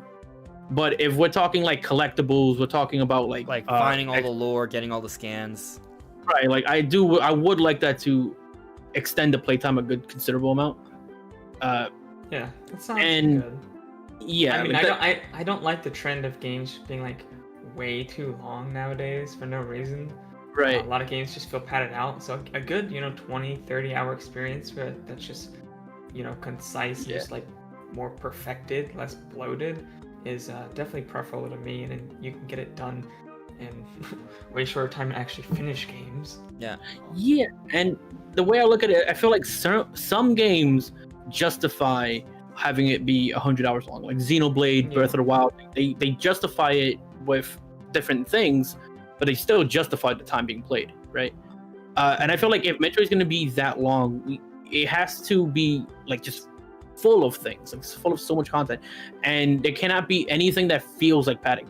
Because this is not necessarily a Nintendo game, but recently I was playing through The Last of Us, and I felt like that game, a lot of it was padding for me, like a lot of it.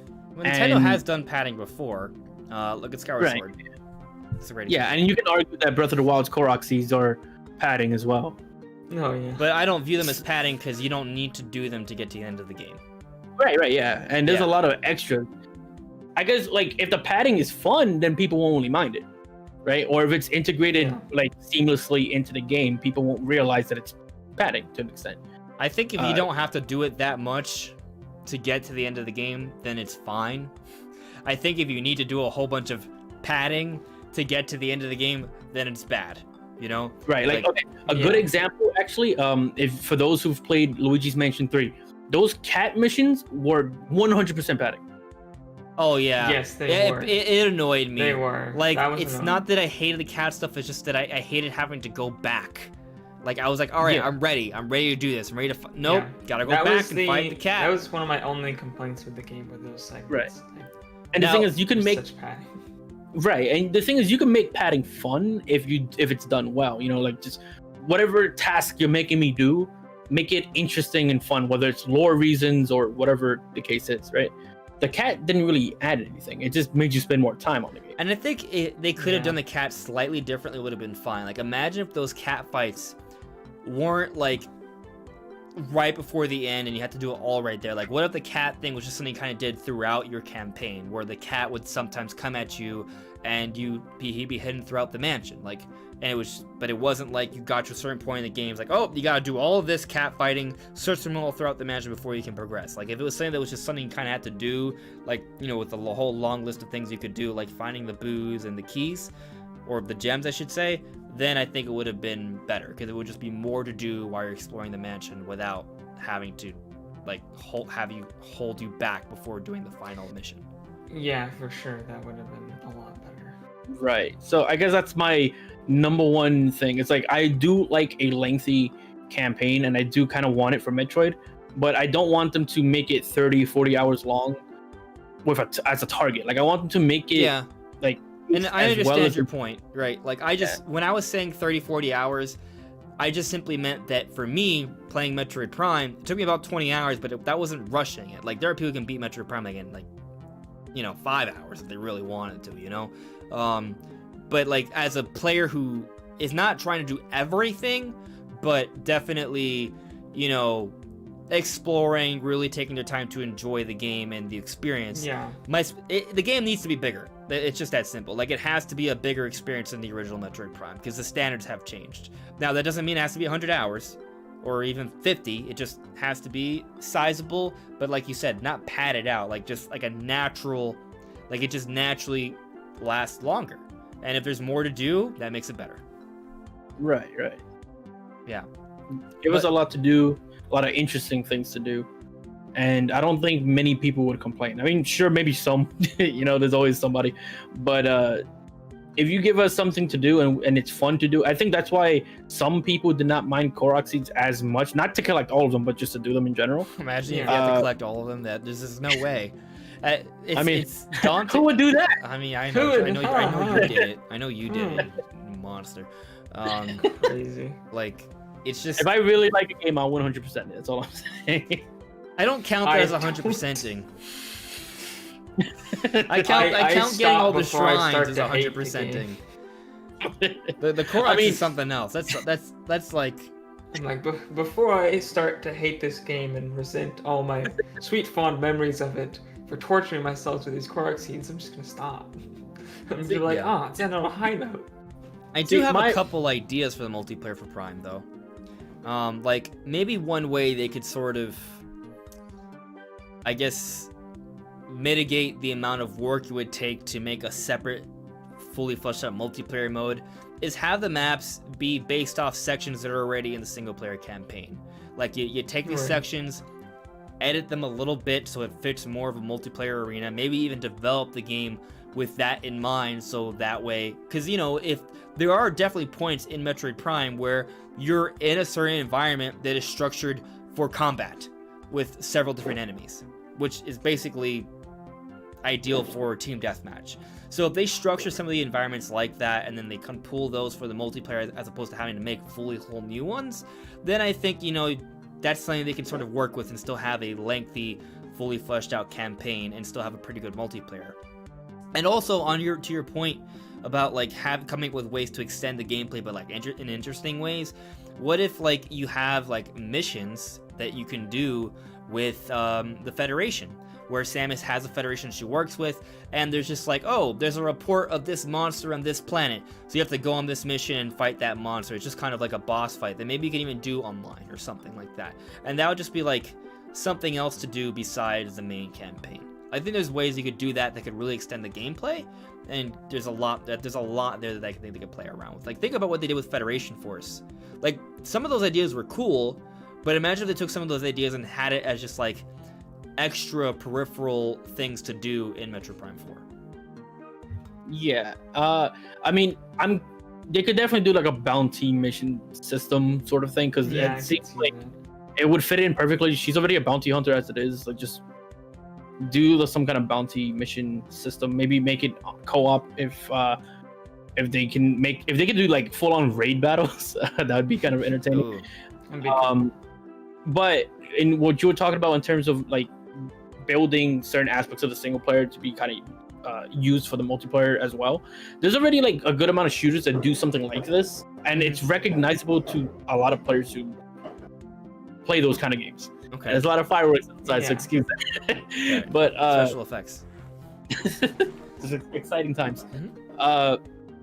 But basically, like, I remember playing certain shooters where I would play through the campaign and go, "Hey, wait a minute, this is that multiplayer map. I know this place." So it's something that's done before, and I could be wrong, but I think Call of Duty has also done that. The Battle Royale, every single location in the Battle Royale is also a map. It is. And it's not even like a version, it's literally the exact same asset. They just like stitch it together. I think exactly. And I'm okay with that if it's clear that they're not trying to hide it, like if it's intentional.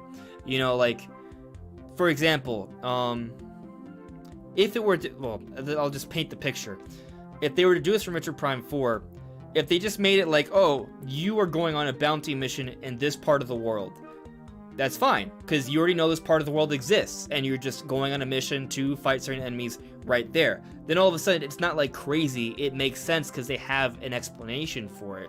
It's not like, oh, well, what are we doing here? This is they ripped this from this area. No, it doesn't really take you away from the experience, if that makes sense. It's like, oh, okay, you went to this part of the world. I already know this part of the world exists because I played through the game already. Does that make sense? Yeah, I think I will say that when it comes to regular, I guess, deathmatch multiplayer games, I'm not sure what term would be, a free for all. Most of the time players don't care too much about, at least from what I've seen. And then that, I don't know, like, they could do it, and I think it would be cool. And I think like I think Halo is similar to that. But I don't know. I mean, I think it's something that they don't need to do, but it'd be interesting. Okay. Like, it'd be a cool little detail, I guess. So I guess my thing, when you brought it up, that it's been done in other games, I interpreted that you were saying as if it was kind of like saying that people sort of looked down upon. No, like, it was something that like players just kind of found it as recognizable. Okay. Like, Brandon, so it's not like a negative thing, just like it's just been done before. Yeah, like some people have noticed it. Like, again, like the Battle Royale mode that Brandon mentioned, like you could literally see, like, I think the map Airfield in one of the games just there, like in the map, and you just walk right past it or go in it, and no one really seems to mind. If anything, some people kind of like it because it's almost like nostalgia for some. Yeah. So. Yeah. I actually want to tackle Larry V's point. Metroid is usually about isolation, so I feel like there cannot be too much interaction with other NPCs.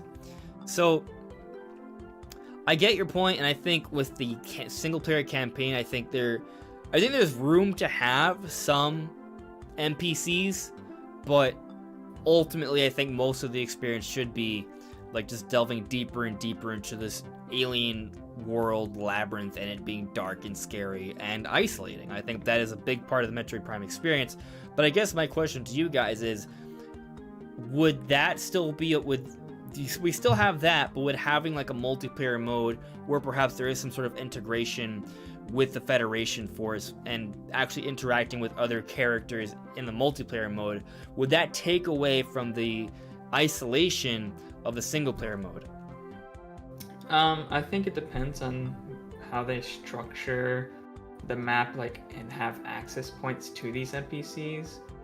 Because if you feel like there's always NPCs around, or you always have quick access to those NPCs, I can see that not being, as isolating. But if there's only certain locations where you have to go to get to these NPCs that are like really far away, or you have to traverse through a lot of dangerous area to get to them, you'll feel a lot more like you're isolated, like you're alone. Were you able to play Prime 2? I did not play Prime 2. So in Prime 2, Prime 1. There was... I know there were ghosts, or like projections, but there was at least one... No, there was a few living characters. I think, were they called the Luminoth, I want to say? Like, you could see one... There was definitely... You could actually like go to some of these temples and see a living Luminoth. They were just kind of standing there, but they were like, oh, hello, hey, oh yeah, please save us. But it was just like, it would just be like one in a temple, and that's it. And it would be kind of hard to get there. And after that, like, it's all like, once you go out of the temple, like, the temple's like a safe place.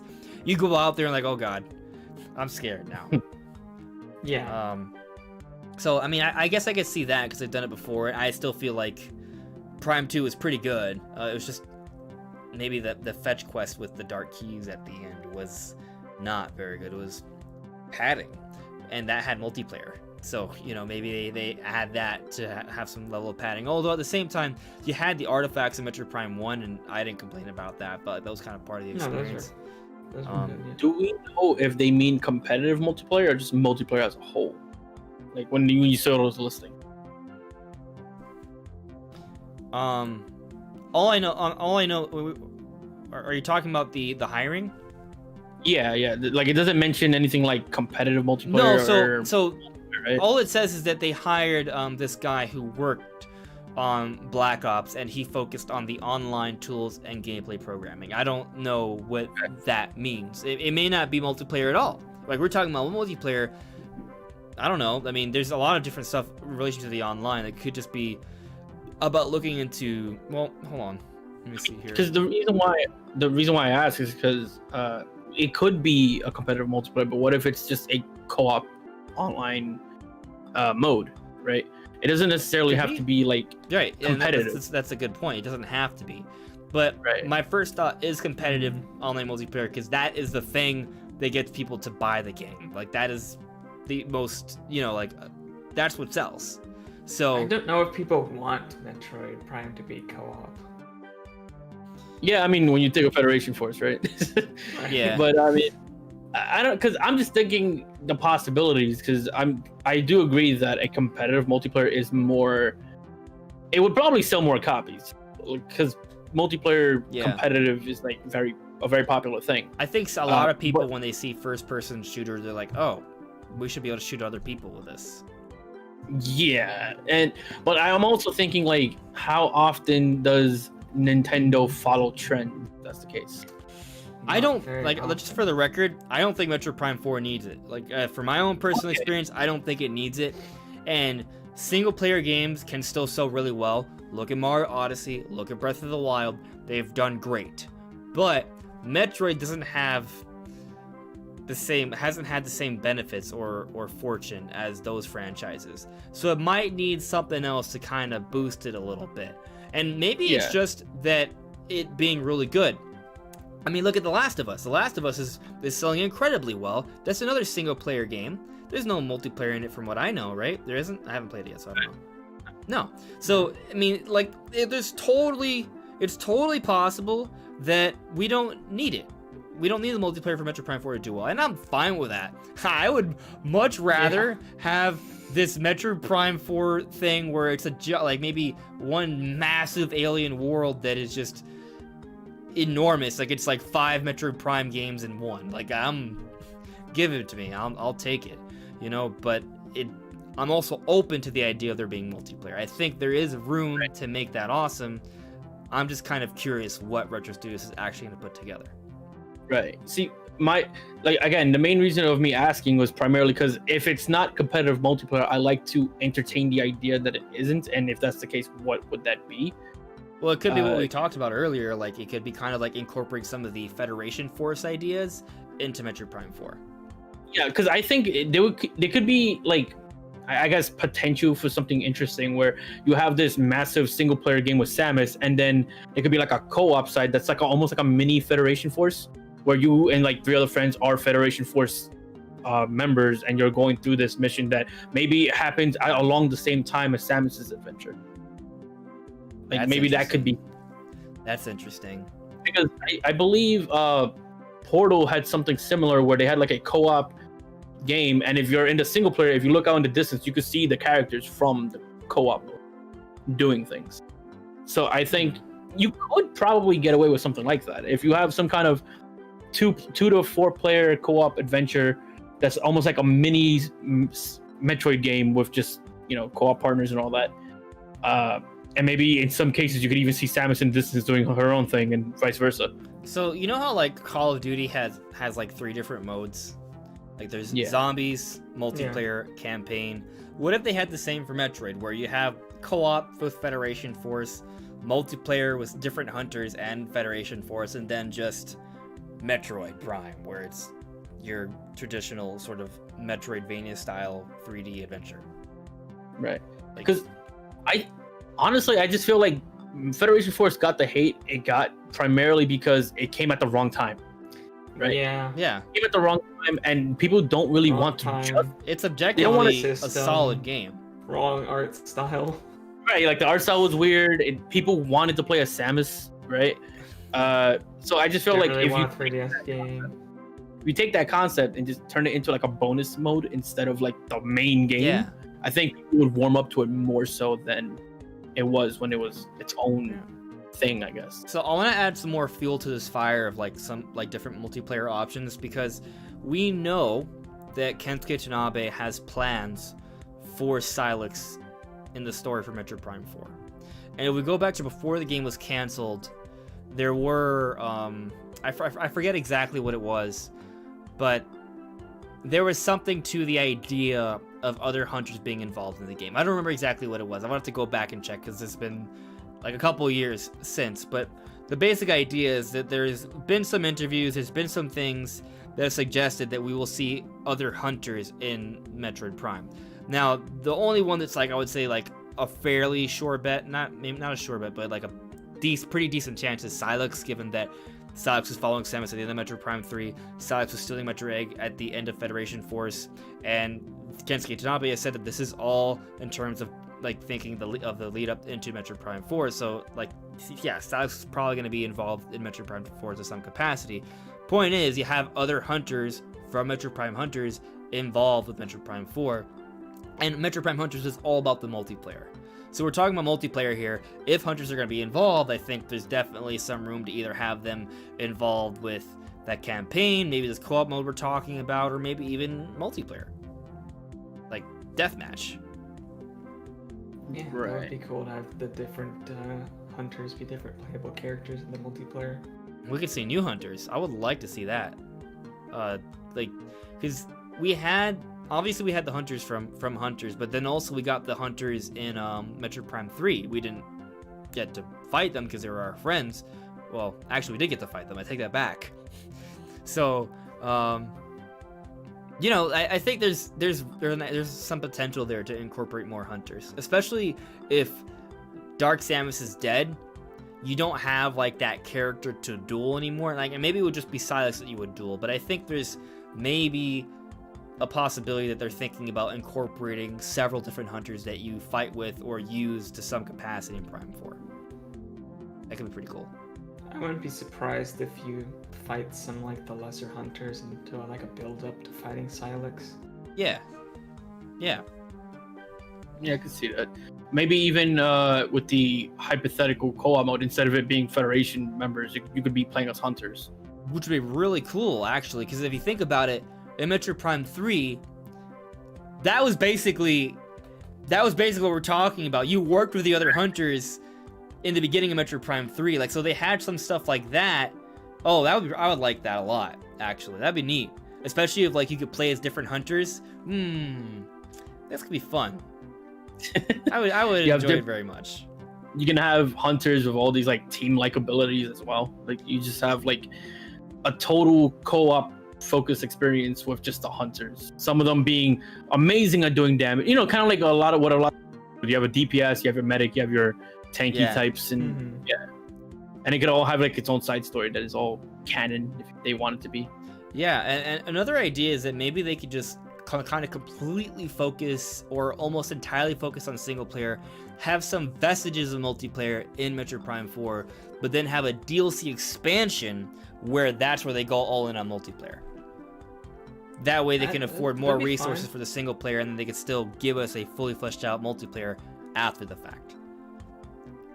Like, I'm fine I'd with accept that. Because like if it makes sense for Nintendo to want to have DLC in Prime 4, you know, like they did it for Zelda, they did it for Mario. When I envision DLC for Metroid Prime, like, yeah, they could be like, oh, there's another distress signal, please check out this small little planet. Like, they could do that. It could be like a little side mission. That's one thing they could do. But they could also just use it as an opportunity to like add more maps or give us more multiplayer modes.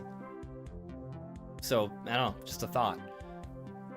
But we're pretty far into the discussion. We haven't even touched on the main topic yet. So I think we should move on, guys. I'll check in with this one comment here. Joseph added me. And think of the multiplayer like Strikes in Destiny, like a co-op mission that you go on together. I mean, that's pretty much all in line with what you've been talking about, Shifty, right?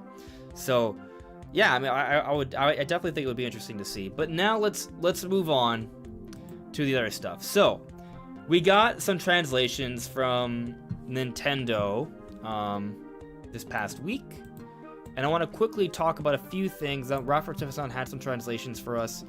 I don't have time to talk about every single thing, but there's a couple I have here that I'll just address. So, this is one part of the translation. Director and Senior Managing Executive Officer Shinya Takahashi says Nintendo has faced development delays due to COVID-19, but it will not affect upcoming releases in the future. If the pandemic continues, there could be delays in future development and releases. So, basically, here it's saying that their software plans are, you know, it's still happening. Like the COVID-19 has not derailed their plans for 2020 yet. It's possible, but it still hasn't happened. And this is not even the first time they've told us this. Like this is like a month and a half later since they told us initially this. So I'm actually thinking that the second half of the year is not going to be terrible. I'm thinking that they're actually going to have some decent plans because their plans have not been ruined. That's what they're telling us. What do you guys make of that? I mean, it's not impossible. The other two companies, Sony and Microsoft, haven't really had any delays on their end either. So it's not like it's impossible for Nintendo to have, you know, recovered pretty quickly into remote development, gotten used to it, and not had too many issues. You know, not enough to where, you know, maybe you could do like a soft delay, like a couple of weeks or something, but nothing that would like really affect your plans. It's definitely possible that that's the case, considering the other companies don't seem to be having any issues. So I guess it just depends on, you know, maybe if something was scheduled to be in December, yeah, maybe that'd be a little bit tough, but maybe some of the other games, you know, delay them a few weeks and they're still in 2020.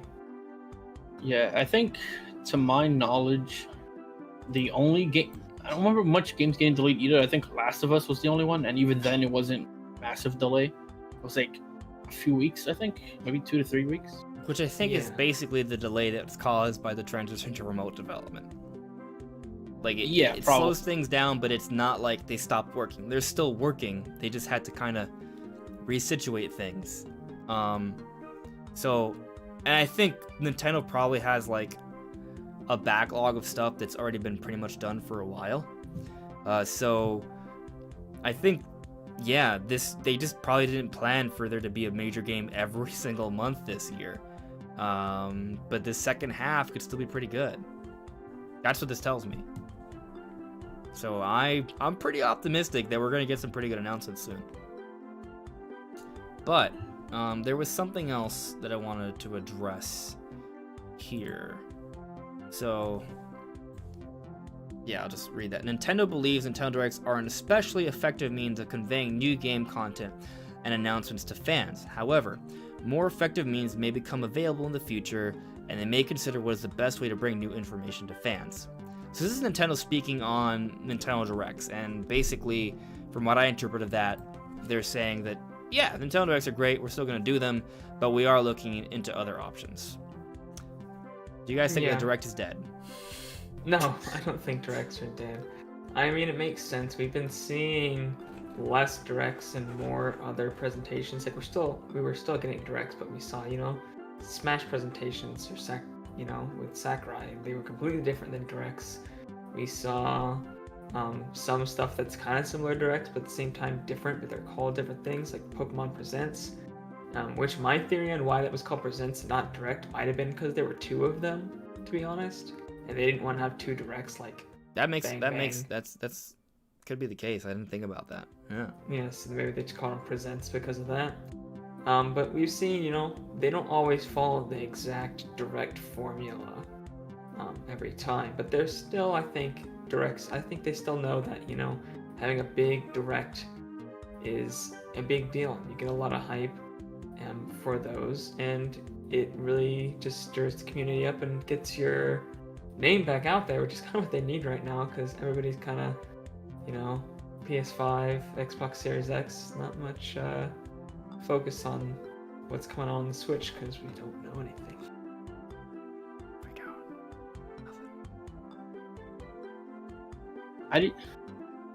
I don't want to say the Direct's dead. I don't think they are either. I don't think Direct's dead. I think they're when they say Directs, when they're thinking about like changing how Directs are, I think it's just looking how to change things moving forward. I think it's mostly like almost to an extent rebranding. I think it has more to do with just like changing slightly how it's done, but not necessarily just like killing off the whole idea of like an online presentation, more or less. Mm-hmm. And I think that's what people care about. I don't think people really care all that much if they change the name of Direct into Presents or something along those lines, as long as they get the information that they're looking for. I want the Direct name to stay. Like, as long as people get the information, I don't think it matters. Yeah, I mean, I think you're not ultimate. You are right. But I think they are just sort of considering adjusting it a little bit. And a point that I made in my video that I posted on Saturday, it was that it could just be the case that they want to rethink how they present their information a little bit. Like maybe the Nintendo Directs become more about presenting like the big stuff from Nintendo, and maybe like a lot of those smaller games they save for other things. They already have the Nindy showcases, right? But I feel like there's also a lot of games that sometimes get pushed to the wayside when they're thrown into a major presentation, especially when you have things like Smash Brothers and Zelda that sort of get all the attention. Some of the smaller stuff during these Directs might not get that much attention. And I know, and I'm sure you guys agree with me, a lot of times when we watch Directs, there are always those lulls because we don't necessarily care about every single game that's there. And it happens for everyone because everyone has different interests. So it wouldn't surprise me if Nintendo's perhaps thinking about ways to better present these information, these presentations, these Directs. Yeah, I think they're probably just thinking about how to tweak it a little bit to make it more, maybe even marketable to an extent. I mean, it's already kind of marketable because you have a bunch of games being released and talked about, but maybe they're just trying to find a way to increase its, I don't know, maybe not productivity, but its reach, I suppose. Maybe they're looking at like how other companies have done their presentations and they're kind of taking, maybe not notes because they're basically like they started things, right? But you can see. Oh, I'm here. I want to hear it. All right, here we go. Hear me out, guys. Nintendo Direct, the movie, coming to theaters near you once we are allowed in the public again.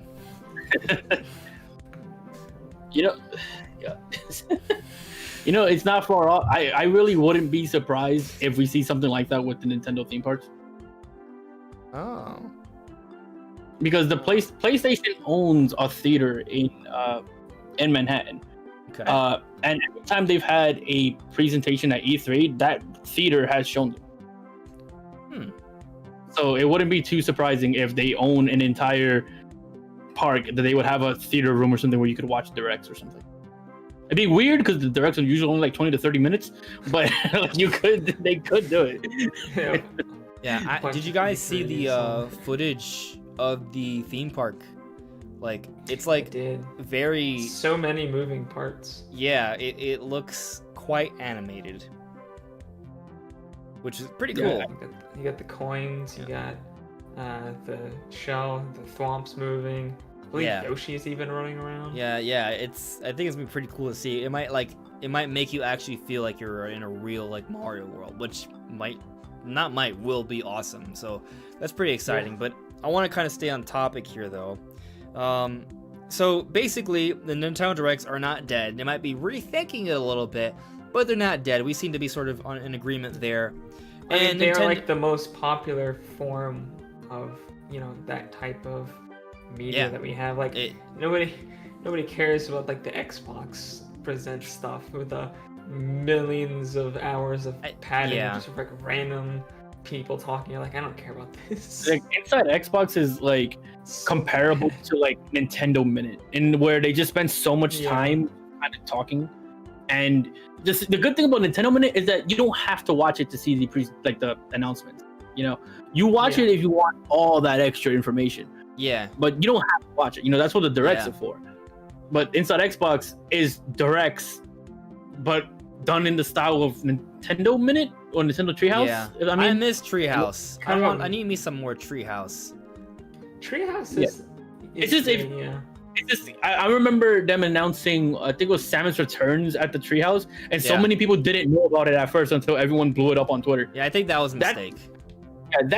That kind of thing is why Inside Xbox doesn't work because that's what that is for the entire time. Yeah. Treehouse is great though. I always loved it. Yeah, Treehouse is great for watching gameplay. It's a lot better than Inside Xbox. It's not good for announcements. Yeah. So like don't make announcements that pretty much. Yeah, I mean actually while we're on that topic, there was another announcement at Treehouse not too long ago, back in 2019, that went probably as poorly as it could have gone. Oh god. And that was the announcement of no national decks in Pokemon Sword and Shield. And so I think the lesson hopefully is learned by Nintendo and friends. Don't make like major announcements during Treehouse. It doesn't work. Like if you want to talk about the game and features, sure. But if it's something that is major news, just don't do it there. Don't have a deep dive conversation at the same time you're making the announcement. Yeah. Two separate things. I think we all agree on that. But it still seems like the Direct isn't dead, and we've gotten more statements suggesting that Nintendo's plans are still a go as of now. So with that all in mind, I think that there probably will be some Nintendo news really soon.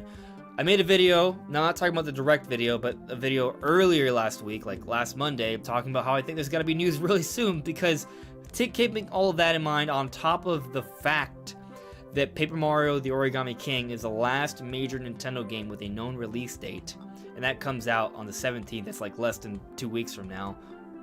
2 weeks from now, less than 2 weeks from now. There's nothing else. Nintendo needs to make some sort of announcement soon.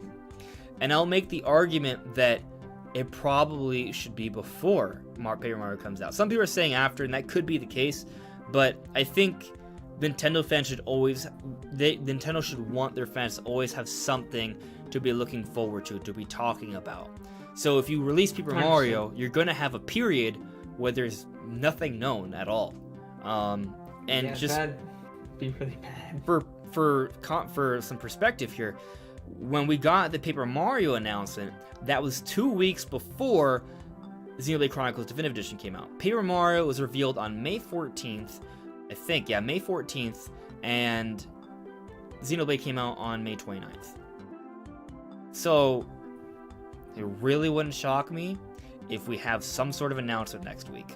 That's about, the timing would match up very similarly, and I think that would give, so if they have an announcement talking about something next week, that would then give the week after to be time to just focus on Paper Mario, and then after that we have the rest of the year with whatever announcements were made to sort of think about.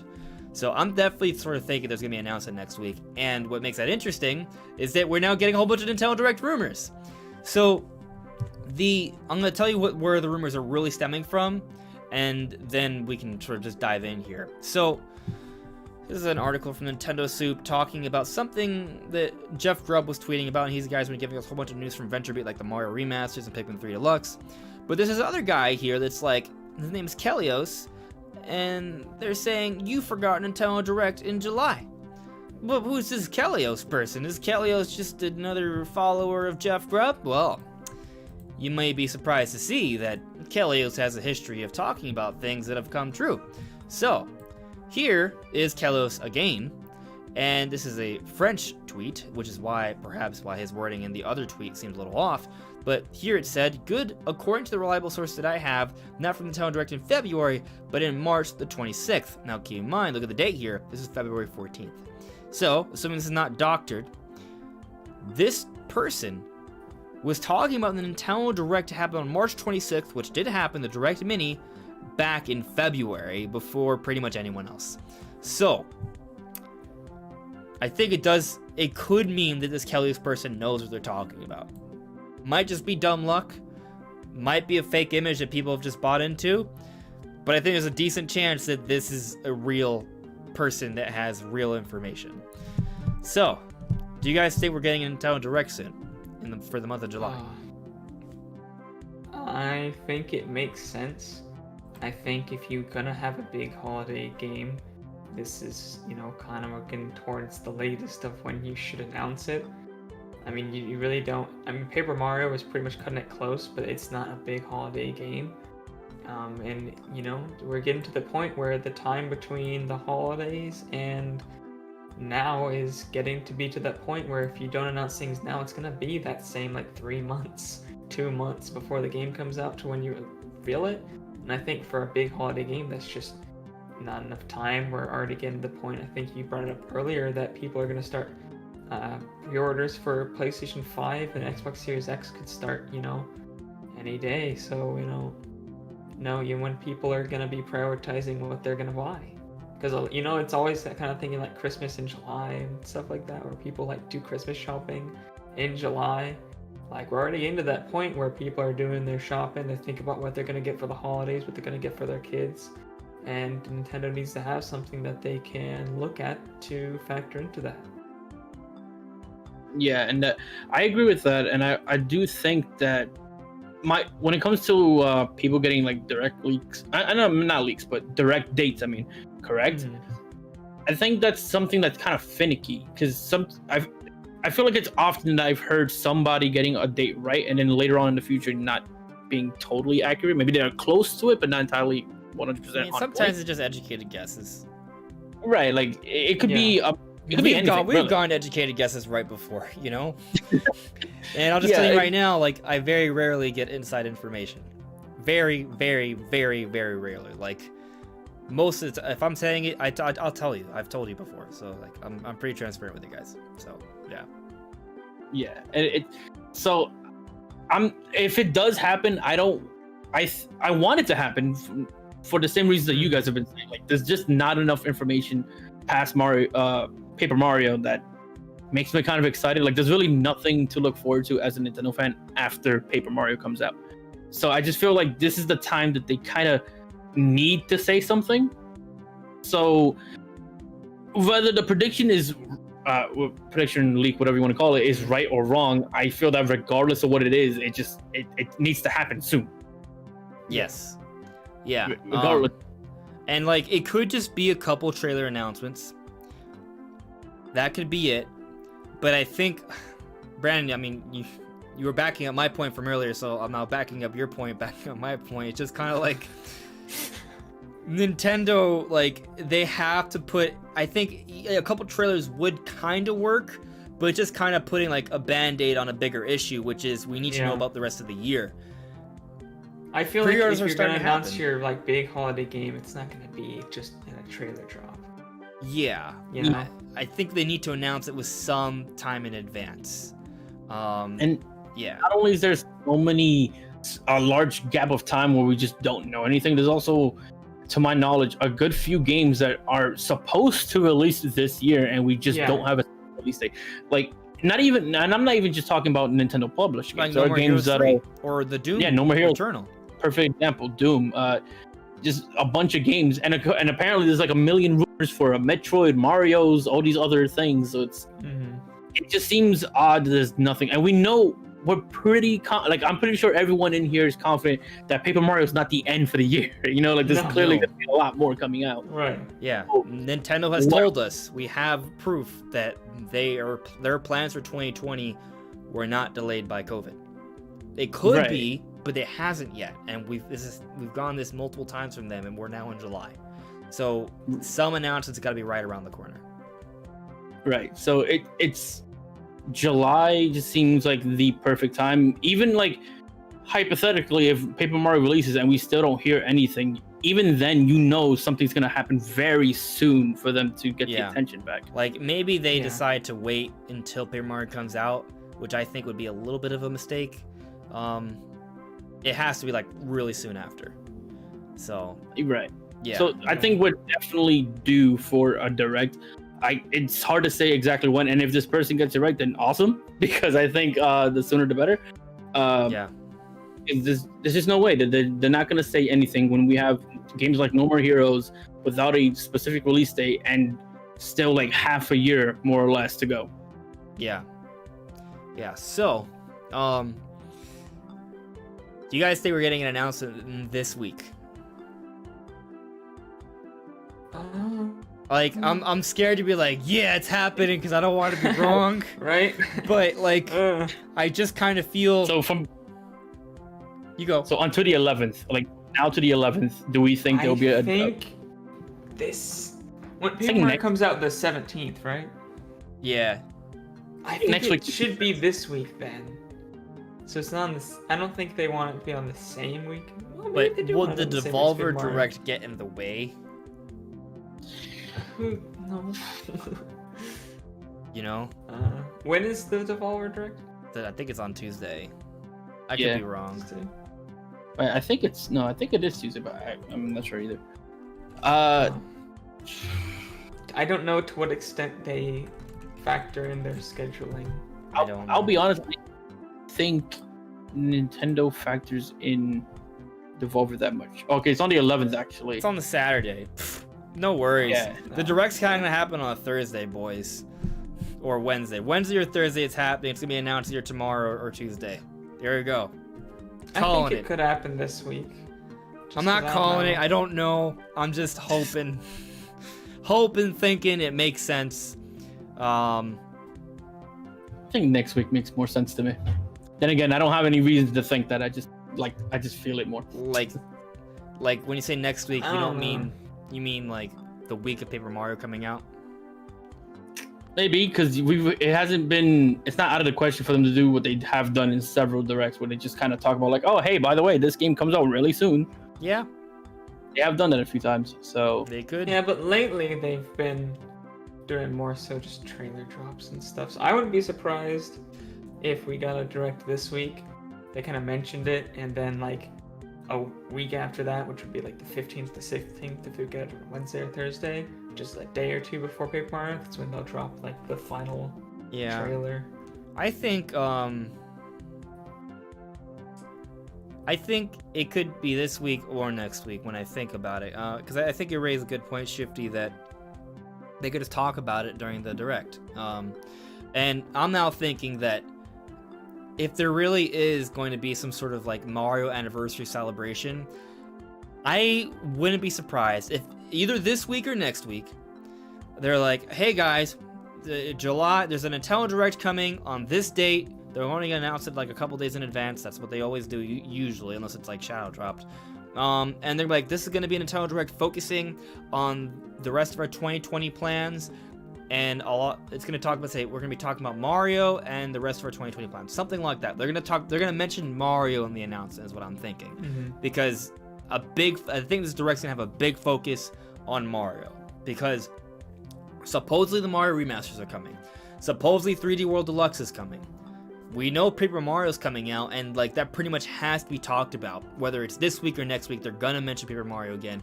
Heck, let's say it's after Paper Mario comes out. Guess what? There's probably gonna be DLC. They'll probably talk about it again then. So regardless of when this Direct happens, if it's in July, Paper Mario's gonna be talked about, and they're probably gonna tie in Paper Mario, 3D World Deluxe, and the Mario remasters as a part of the Mario Anniversary celebration.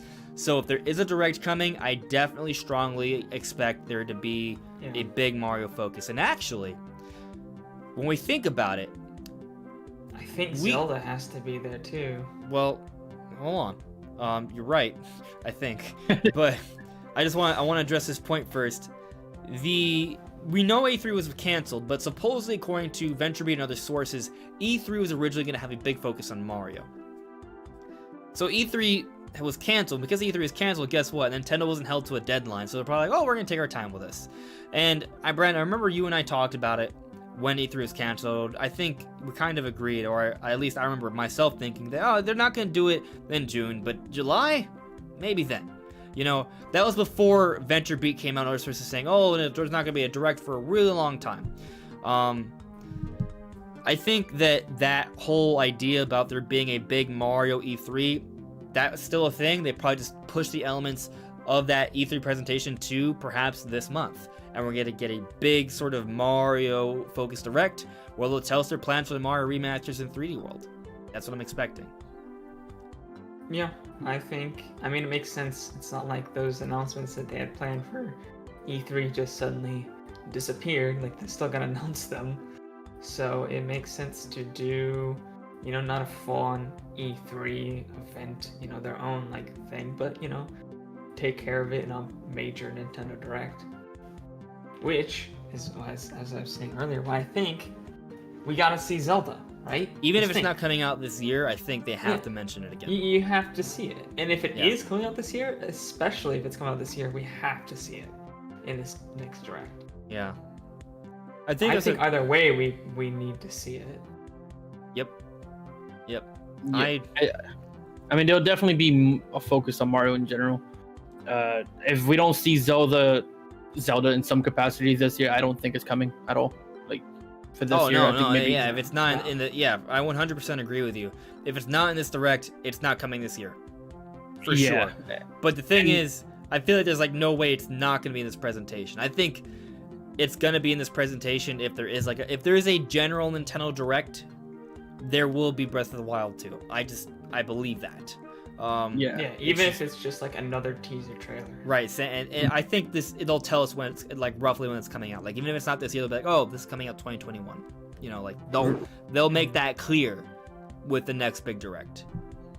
Right, and I also do think that if there is, like, if all these Mario rumors are true and there is like this big focus on Mario, having a section where they briefly talk about Paper Mario also kind of makes a little bit of sense, because they could say something like, oh, hey, we have all these Mario games coming out now, but if you want to taste of Mario right now, Paper Mario is coming out in just a few days or something like that. And I mean, easily just again. It works out really well because people are like, oh yeah, I want in on this Mario celebration, and then you have an open-ish world Paper Mario game to play, which is really cool. And I just want to talk a little about Paper Mario, because one of the things I love about Paper Mario, you get to see more of the Mario world than the actual 3D Mario games, which I think is really cool. Like, there's other towns and things like that. You get to explore more of that. So the fact that they're making this more of an open Mario game, that's really exciting to me. And it's kind of like more of a celebration of the Mario universe with this Paper Mario game. So I really appreciate that, and I think that will go over really well with these Mario anniversary celebrations. Okay, consider me hyped. Yeah. And just like on a personal note, I need to get more into Paper Mario, because I did not grow up with Paper Mario either. I grew up with Thousand Year Door, and it was so good. I'll tell you right now, my first time playing any kind of Paper Mario period was I had broken my foot at some point in my life, and I was just on a bed just emulating 64 and I played it that way. So I genuinely just didn't grow up with it, so I don't have as much of a like connection to it, but I know that there's this very strong and vocal fan base that they basically want like how the first two games were. And it's weird because I'm afraid, I feel like if I go into a modern Paper Mario now, I'm gonna end up liking it, and then everyone's gonna hate me. Like there's gonna be like this sort of because I know in general the community only really dislikes Sticker Star. Like Super is considered generally a good game, and Color Splash is considered generally a decent game. I don't think either of them are considered like horrible. Sticker Star definitely is by the community just completely ostracized. It's just horrible. It's just the worst. But Color Splash is not terrible. I've never played it, but the general vibe I get from the community that it's acceptable. And Super Paper Mario is good but different. Yeah. Okay. Yeah. So I'm very curious about what the reception will end up being for this new one. My perspective is that's going to be pretty good. At very least, it'll be considered as, Color Splash or better. I think it's closer in the battle system to the older one, so I think automatically that will make it better. But it's really down to, I think, in my opinion, how well executed like the story and the characters are, because that's kind of what separates the Sticker Star forward era from before. Because Super Paper Mario, it was different gameplay, but it was an amazing story, had tons of cool characters, the atmosphere of that game was incredible. So it wasn't like terrible, but Color Splash was kind of more generic, and obviously Sticker Star was completely generic. It was horrible. So I think at this point we've seen the potential of partners. You know, we kind of seen that might be a thing again. We've seen that the battle system seems to be, you know, it's not obviously exactly what it was before. Yeah, I think it's an evolution like of it. A step up. Yeah, there's like more we still to see it. like there's those power-up moves you can buy, like the better versions of the moves. Yeah. But it's not as focused on those. There's still like the base move. They're more like just power-ups that you can buy for the moves. Yeah. I'm not cautiously optimistic about it. I'm optimistic about this game. I think it's gonna be a pretty good game. Yeah, I think it'll be held. In my opinion, I think it'll go down as something like a Super Paper Mario, because I don't think, with the lack of like flower power and badges, and I don't know if there's gonna be partners. I don't know if it'll go down. They've basically confirmed partners. Like we've seen them. I'm just curious how good the story will be, in my opinion, because it seems like kind of generic. So.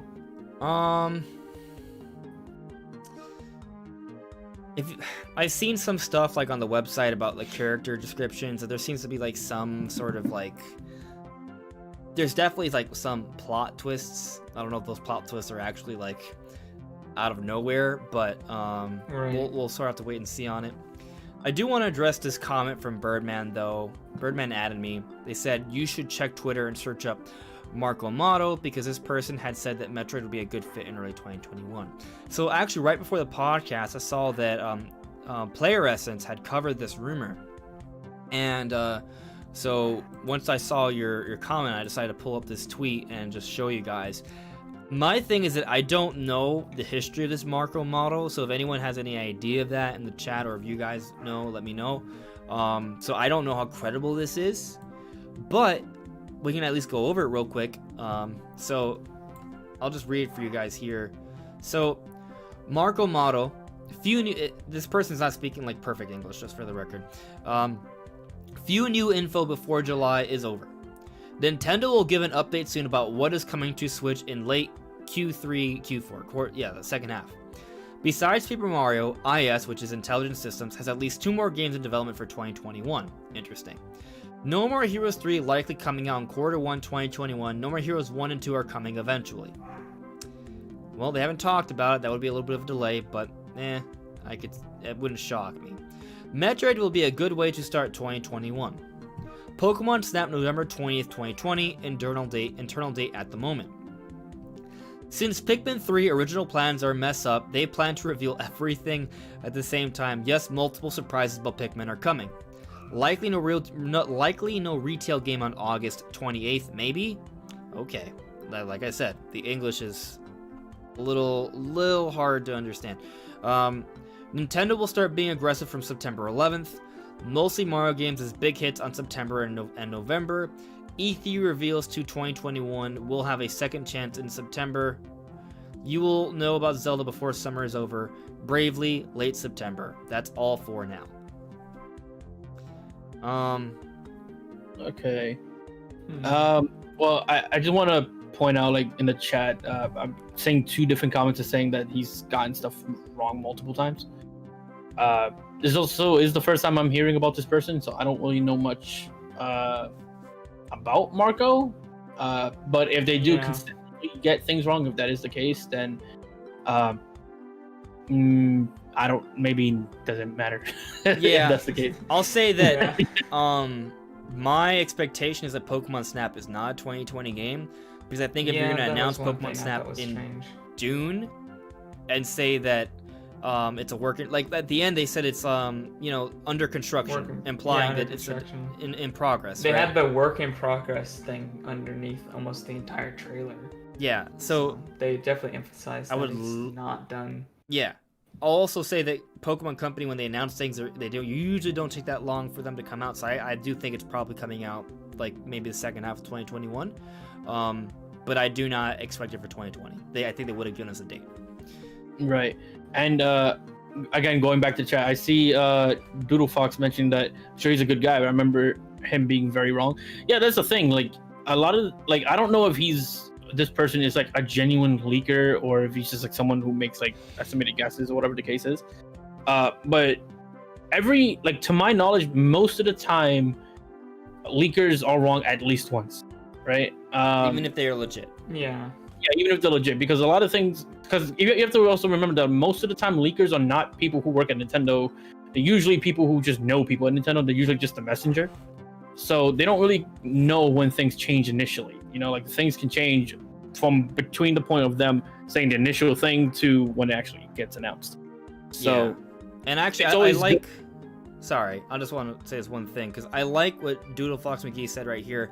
I feel like it's better to trust your gut than to trust words. The day I stopped thinking of Nintendo news, they revealed Paper Mario. I'll say that my gut says that 2D Metroid comes out this year. Rumors from leakers suggest otherwise. Yeah, but sorry I cut you off, Shifty. Go on.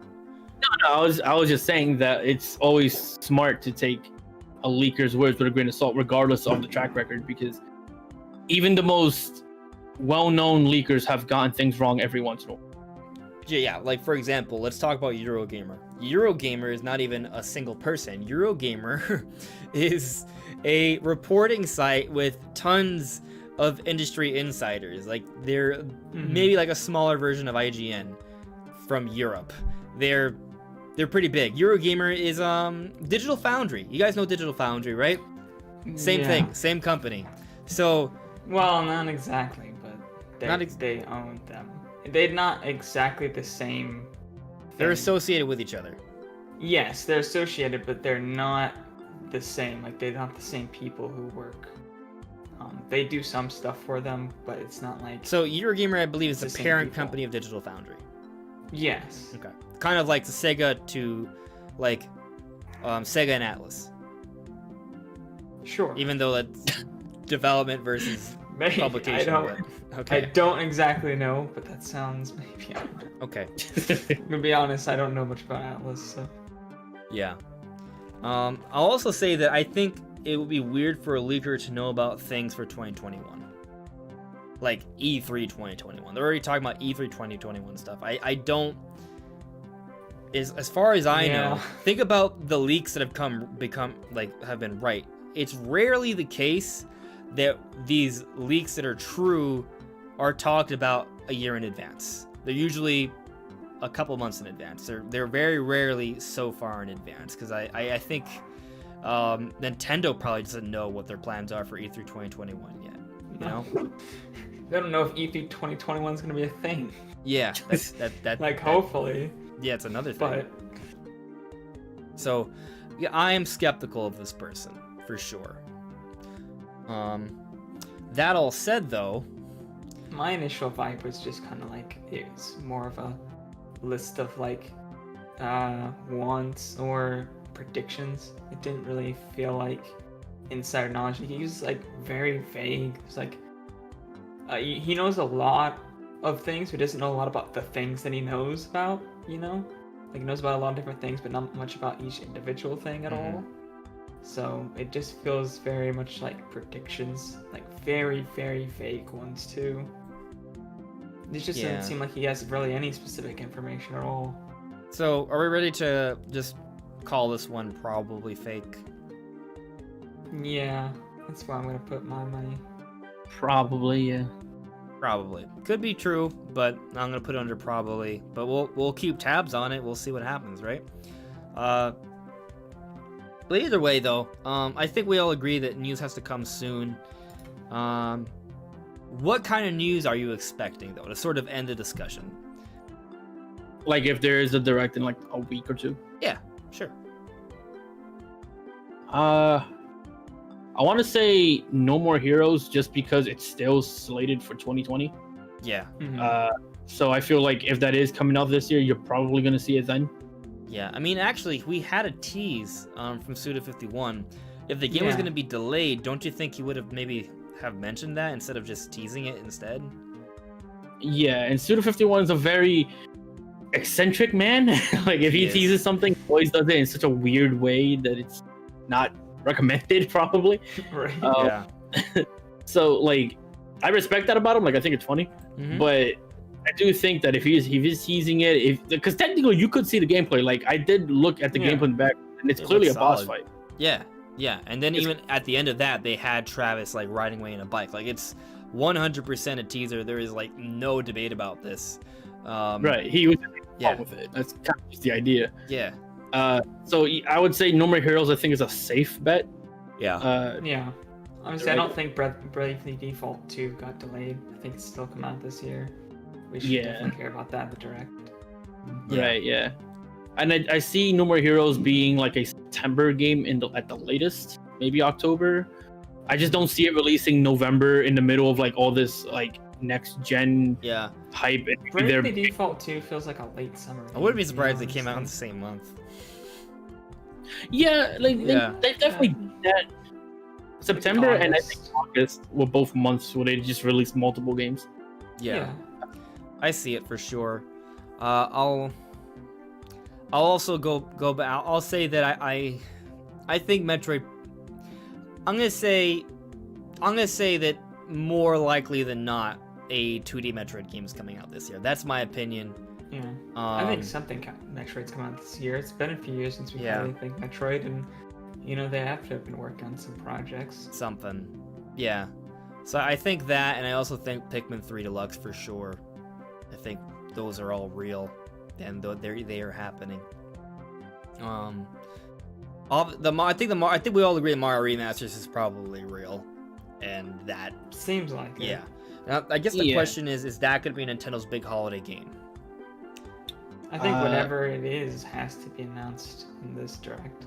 Yeah. Yeah. Because if you think about it, Bravely Default could be hypothetically. If this direct is in July, then it could be an August game. You can have No More Heroes in September, along with like maybe a third party, another game, because No More Heroes is still a third party game. Really. Yeah. And then Mario could be November, possibly. Yeah. I mean, my personal perspective is in the Mario Remasters would come out September, mainly because if like the big driving marketing force behind this game is Mario's 35th anniversary, well, September is the actual anniversary month for Mario. Now, anniversary things, I think they're not that important. Like people, I've seen really held that high of a standard. So here's the thing. A lot of people have made the argument that Breath of the Wild 2 will for sure come out next year because that's Zelda's 35th anniversary. Yeah. I think if Breath of the Wild 2 is coming out next year, they for sure will market it for the 35th anniversary. I 100% agree with that. But I also think that if Nintendo doesn't have a November slot, let's say the Mario Remasters is their big game and that comes in September and they have space for Zelda, that's going to come out in like November. Like they're not going to delay Breath of the Wild 2 so it can come out for the 35th anniversary. That's not going to happen. So I'm just saying that because while I feel like it makes sense that the Mario Remasters come out in September, I also totally acknowledge that if Nintendo wants their big holiday game to be something huge and they don't have anything else but the Mario Remasters, then yeah, November is a good time to have that. I just feel like the Mario Remasters aren't a big holiday game. See, but here's the thing though. I would have been with you until more recently.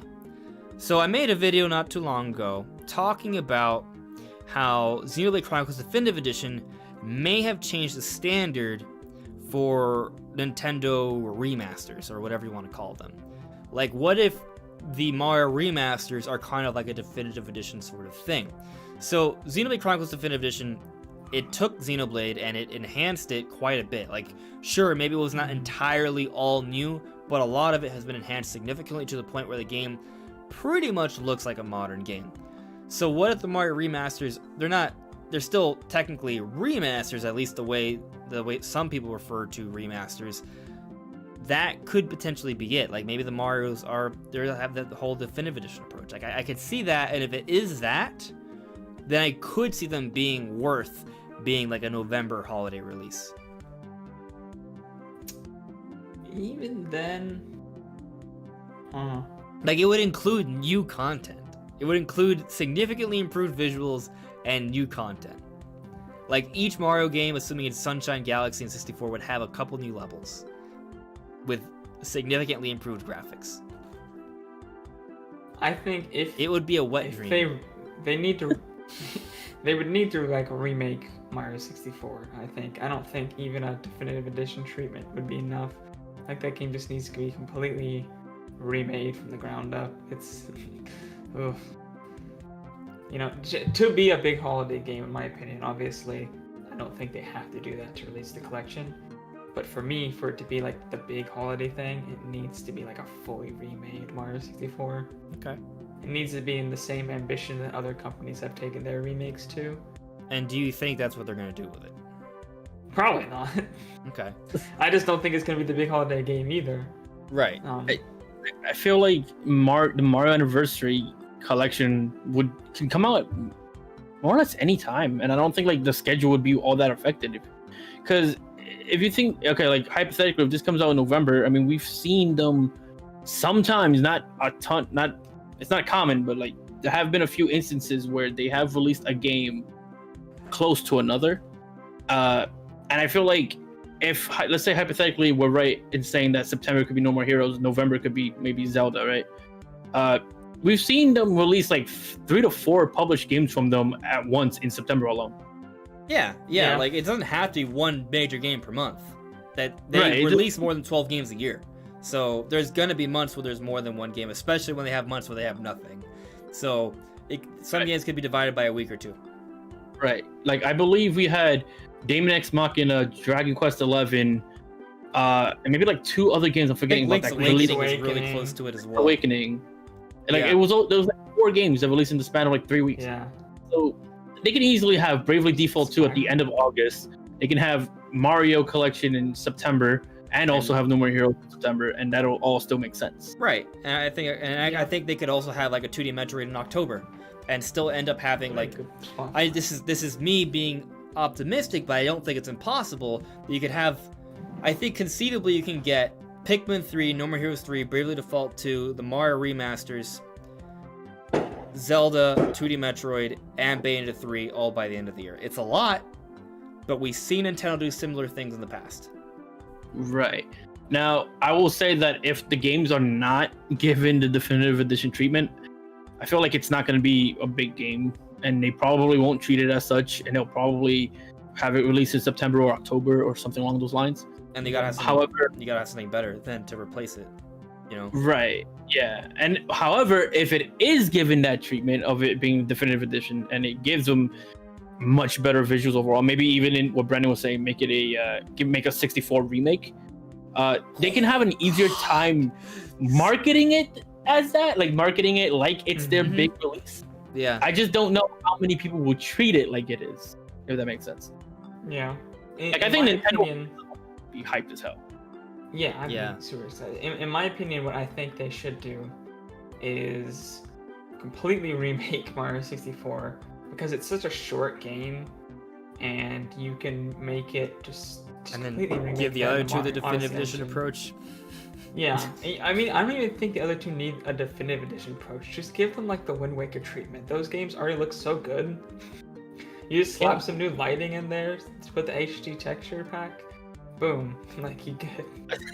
On a personal note, though, if they do come out with this collection, I'm skipping Sunshine entirely, unless it's some crazy. I'll play it again, but it's not great.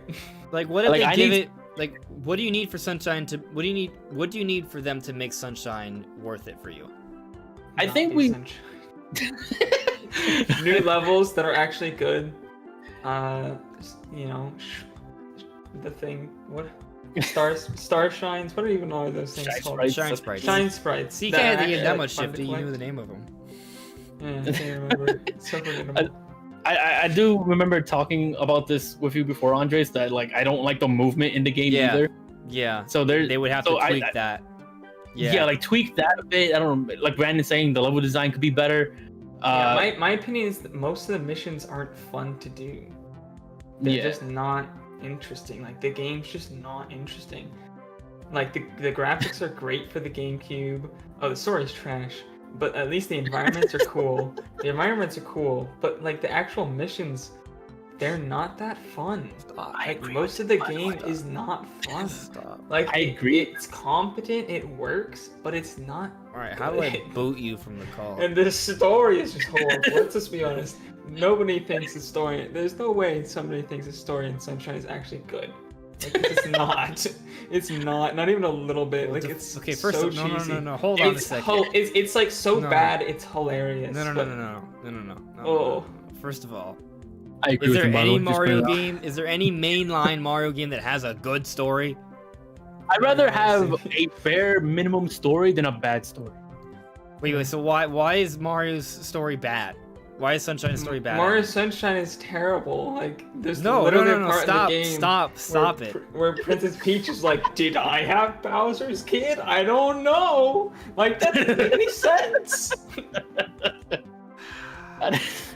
Like, she's like, "Have you been with Bowser or not?" Like, it's like, I don't what kind of remember. universe-breaking I don't know. questions are these? I mean, I may have had too many tequilas that one night. It's hard to say for sure. It has a lot It of. be so many times. I don't know. Could have happened. Stop it. Sunshine is great, okay? No, Sunshine. it has a few good moments, but most of the game is not fun. Is it great? I love the environment. I love the graphics. I think that it controls better than Mario 64. I just think the level design's not that interesting. All right. I think the levels look cool. They're just not fun to play. I think we should just agree to disagree and move on. I agree with it. I want to put it out there. You got my back. You know the truth. I agree with it. Sunshine was at best okay. It was decent. Yeah. It was a game. At best, It was a okay. game. No, at best it was great. Maybe it's not a masterpiece, but it was still pretty fun. It was okay, man.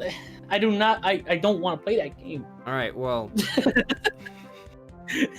So what if like they adjust the blue coins a little bit, they tweak the gameplay so it feels a little bit more fluid, and they give us more levels? I mean, Maybe. I'll play it again. I'll try it again, but Yeah, like, I'll, I like if I hear this love gameplay it. tweets, you know, Okay. like I'll give it a shot. Well, let's see what happens. I don't think that's gonna happen. Just Well, to put that on. Well, let's see. We'll see. Only time will really tell. So, yeah. You know, people have asked me. We've talked about it a billion times, but I've said that my stance has been the last few months is that once we get the announcement for what the holiday games are, then I will give up on Breath of the Wild 2 being a holiday game for 2020 if it's not announced then. yeah. Initially we thought we would have known by now, but Nintendo hasn't told us what their plans are for 2020 yet. So, I think when this presentation happens, assuming it's this month, we'll know. I still have hope that it comes out this year. I think most people have pretty much given up on that idea, but I'll also say that I think a lot of people have simply just believed that because that's what people have been saying. Like, we don't really know. But it could easily come out like March 2021 and that would be fine, you know? That could be fine. In my opinion, the only reason that the game wouldn't come out this year is because it was delayed due to COVID. Like, But that's, Nintendo has said that their 2020 plans have not been delayed yet. So I have said this, yes, but Yeah. Nintendo says a lot of things. Okay, what if hypothetically, right? Because I remember there being an interview with Eiji Aonuma, who said that when they were developing the original game, they kept adding more and more and more into it. That eventually he just like, all right, we have to release this game. I can't just keep adding things. And then they wanted to do DLC, and eventually that became this game, right? What if the reason why it's not coming out this year isn't because of COVID, but because he's doing that again? And he just keeps adding more and more. And that's the thing about Zelda, that's always a possibility. So, Yes. and that would be fine. That would be fine. Would I be disappointed? Yes, but it would mean a better game, so that's fine. And I think ultimately, as long as Nintendo has something that's good to play instead, that's okay. I think, that's okay. I think if the only game that comes out this year, though, that's like a big thing besides Paper Mario, is the Mario remasters, that would be pretty darn disappointing. And I'll actually say that if we go off that rumor that we all agree is probably fake, the big games for the year are Mario remasters and Pokemon Snap. Like that rumor suggested implied Zelda wouldn't be coming out this year. It said that Metroid would not be coming out this year, and I mean that's it. They didn't bring up Bayonetta 3. They said No More Heroes 3 won't be coming out this year. Like if that rumor is true, this is not a good year, you know. So, in my mind, the latest I expect to see Zelda is like March 2021. Latest. Now, like the latest. That's when latest I expect for it to release. I don't think it'll be holiday 2021, but if it is, the only I would be obviously I can't be upset if the game's not done. Yeah, I mean, well, consider this: Horizon Zero Dawn or Horizon whatever it's called, Forbidden West. Like that game is not coming out this year, and they both came out around the same time. So isn't Forbidden West is supposed to come out 2021, right? Yeah. So I mean, you know, that's basically Zelda for Sony. You know, could they? I think it'd be smart to not release the same games within 2 weeks of each other again, like last time. Like last time was like I think within the same week or maybe a week before. 2 weeks before, I think. Don't do that again. Yeah. On the flip side, though, Nintendo revealed Zelda way earlier than Horizon Zero. They revealed it last year at E3 2019. So if you go by that, and obviously it's Sony versus Nintendo, and then every game varies. There's always different things. Just saying, though, that if you have a game that's revealed halfway through 2019 to expect it a year and a half later, that's not crazy. That's normal. So, you know, I think Breath of the Wild 2 could still come out 2020. We've talked about it before. It's using the Breath of the Wild engine. They've been developing it since 2017.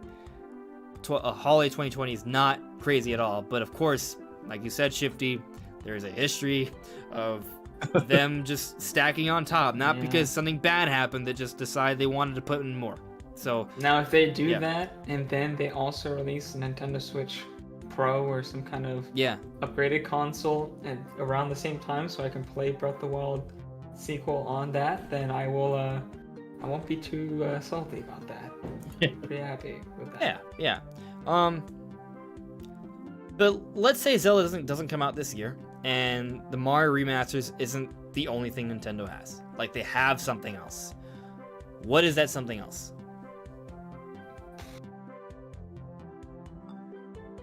We got implying, didn't that like rumor thing person guy say something about like intelligent systems doing something? Yeah, they said two games for 2021. 2021. Yeah, I mean, I'm not even sure I believe that, because this Paper Mario game is obviously a big game. You know, like and the other thing is that if they were releasing in Paper Mario now, how would they have another game that would be even bigger than Paper Mario for the holidays? Yeah, that's true. I mean, Intelligent Systems does crank out games pretty quick. I mean, didn't like the year before this they put out Three Houses, right? Yeah. I see a comment from Sav64 that I want to address. Sav64 is asking, isn't it too late for Breath of the Wild 2 to come out this year? By that logic, it's too late for every game to come out this year, because Nintendo has announced nothing. Nintendo's just taking a lot longer to announce things. There's something coming out in November. There is a holiday game. We don't know what the holiday game is. Could be Zelda, could be the Mario remasters, could be Star Tropics HD. Who knows? Because the only reason why I brought up Intelligent Systems is implying, because they came out with Three Houses last year, I believe. Paper Mario this year. Maybe it wouldn't release this year, but they could do another Fire Emblem remake. Well, that'd be maybe using the Three Houses engine. That'd be really cool, actually. I'd be down for that. Because on the 3DS they pumped out technically like just a colossal ton of Fire Emblem games. Yeah. I think it's important to note that Intelligent Systems had help for Three Houses. They got help from Tecmo, which is why the game looks like Dynasty Warriors. and that's like why I feel that maybe because I've always felt that because you know that 3DS Fire Emblem remake they came out with, Echoes, Yeah. Shadows of Valentia, I think it was called. Yeah. I always thought that like the phrase Echoes wasn't specific to that game. That Echoes would be like a branding they would use for future remakes. So That makes sense as a second subtitle. So yeah, because they have a second name to the game. Like it's Fire Emblem Echoes, Shadows, like all that. Yeah. So it's That's interesting. So I always thought like Echoes wasn't necessarily like specifically that game's name, but rather like what they're calling their remake like line. And if that's the case, possible. I could see like them doing another Fire Emblem remake on the Switch. I just don't know if that would be what's next, or if they're gonna do another new Fire Emblem game. Because on the 3DS, it did Awakening, then it did Fates, and Fates was practically like 4 games, and then they had the remake. So yeah, so I mean, I get what you're saying, but that wouldn't be a 2020 game. That would probably be a 2021 game, if anything, right? Yeah, that's what I would. Yeah. So I mean, actually, I could see, because it's in 3D. I could see it. I think it would probably take longer. So I don't know. Hard to say for sure. Unless we get help again. Yeah. Although 2021, I mean, 2 years later for a remake, I don't think that's using an already established engine. I guess that's enough time. So if that was like their plan to like, if they jumped into that like right after, then I could see it. So we do know that Capcom is planning some sort of like teenage directed, like kind of like the Monster Hunter games on PSP, like they're planning something like that for, I believe, Switch. Now that's not Nintendo. It may not be this year. Probably won't be this year, actually, because it'd be if it was from Capcom, I feel like they would have announced it already. So probably not that. Yeah. It's Zelda, guys. It's Zelda. It's just one of those things. Like, wouldn't it make more sense to expect something that was announced last year to be the holiday game than something completely new that we haven't heard of yet? You know? I mean, in general, obviously there's exceptions. It makes more sense. I still do think it's possible that they could announce something that ends up being the holiday title, but I just don't know what it would be. You want to know what was announced before Zelda? It's a couple things actually that is being published by Nintendo that could for sure come out. They're not for sure, but could be a this year thing. One is Bayonetta 3. I don't see Bayonetta 3 as being the game for the holidays, but I could see it be like a 1-2 punch sort of thing, like something Bayonetta 3, you know? Like I could see Bayonetta 3 being like an October or December title, and then maybe Zelda being like the big one. Or if the Mario remasters are basically Mario remakes, then that, and then Bayonetta 3. Like, I could see that. But I don't. I have a hard time believing that Bayonetta 3 would be like the game. I just don't see that happening. Yeah. The other game that was announced before Bayonetta 3 and Breath of the Wild 2. You guys, if you guys do the math, you'll know what I'm referring to. Like, technically, no. There's like major published Nintendo games. Technically, a game that was announced before both of these games, is Metroid Prime 4. I didn't see that one coming at all. No. And I'll point out that the Prime producer, the guy who's also working Metroid Prime 4, had the Paper Mario trailer, and he had a Samus helmet at the end. Maybe it's not 2D Metroid. Maybe it's not Prime. Maybe it's Metroid. No, I really don't believe that. But like, I'm just saying, technically, maybe something Metroid. I doubt it. I really do. And I don't think 2D Metroid would be, as we talked about earlier in the podcast, I don't think that would be the game that would fulfill the holiday spot. No.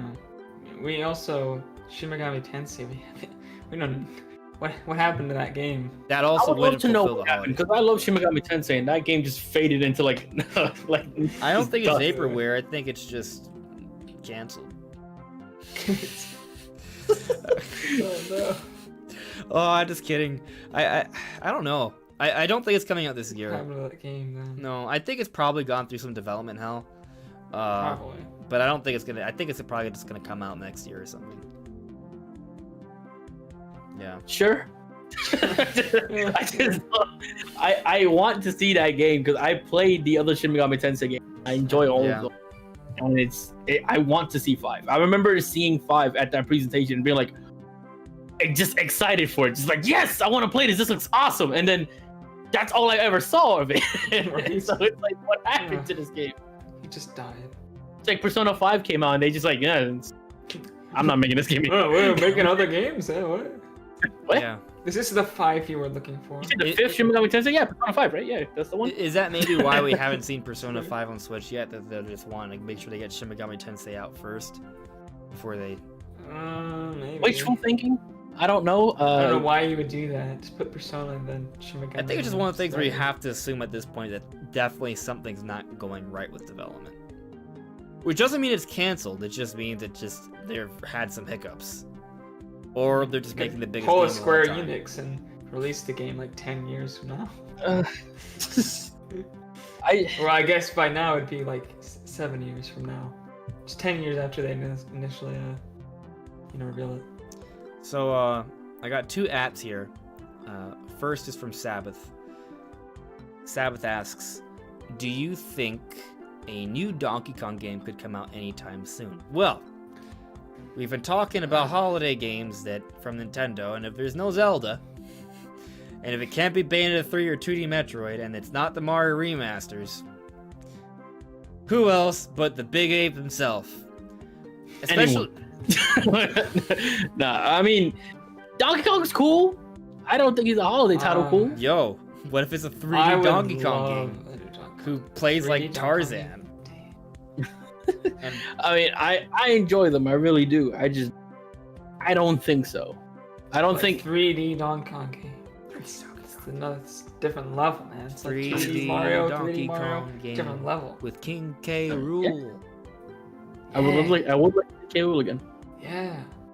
It would be sick. It would be so amazing. cool. I think it's more like Donkey Kong 64 was like a huge part of my childhood. right. It was mine too. I 100%ed it every single time I played it. It's amazing even though it's terrible. I was not good enough at games to do that. Yeah. I think the thing about Donkey Kong is that there isn't really any like evidence to suggest that a big new Donkey Kong game is coming out anytime soon. But I'll also say that the Donkey Kong franchise as a whole is a big seller. And I think that point alone should tell you that sooner or later we're going to see another Donkey Kong game on Switch. I think that's enough evidence. Now, does that mean it's going to be a big holiday game for this year? I'm going to say probably no. But hey, I'd be happy with that, you know? I think it's one of many options. Yeah, I think it's inevitable. I just don't think of it as like a big holiday title. Right. I think it's I mean, unless it was like a 3D Donkey Kong, like what Brandon was mentioning. For a 3D Donkey Kong game. If it's 3D Donkey Kong game, that's definitely like big what if the for Mario a team holiday game. What if the Mario Odyssey team was just like, you know what? Instead of making Mario Odyssey 2, let's make Donkey Kong with the Odyssey engine. Dude, that'd be sick. And just have Mario be like a damsel in distress in that game. And it's kind of like, oh, You don't even need Mario. like Donkey Kong saves Mario. Kind of like how you have Luigi saving Mario, this time Donkey Kong saves Mario. And it's K. Rool all over again, and Yeah. he's the one who took Mario and all that. Yeah. I'd be fine if it was just him, just, protecting his bananas. I mean that too, yeah. I Leave kind of Mario. that is also true because to be fair, I think it is way more in character for DK to be worried about his bananas. Yeah, DK didn't give a crap about Mario. No, What? no, but what if we Rescue got? Mario What if we got? for what? Why would he do Well, that? the thing is- what incentive does he have? Donkey Kong should actually hate Mario. Pretty much. Because If anything, yeah, because I think so. Cranky Kong's actually the original Donkey Kong supposedly, and Donkey Kong's his grandson. And I think there is Donkey Kong 2, which was like the baby was the Donkey Kong we know today, and I think Mario was a bad guy in that game. So if anything, Donkey Kong should hate Mario. yeah. Yeah. I don't know. So, I don't think modern Nintendo would want to make him the villain again either. No, for Mario's anniversary, they make Mario the villain. That's a good idea. Yeah, no, you're probably right. But there's this other chat from Birdman.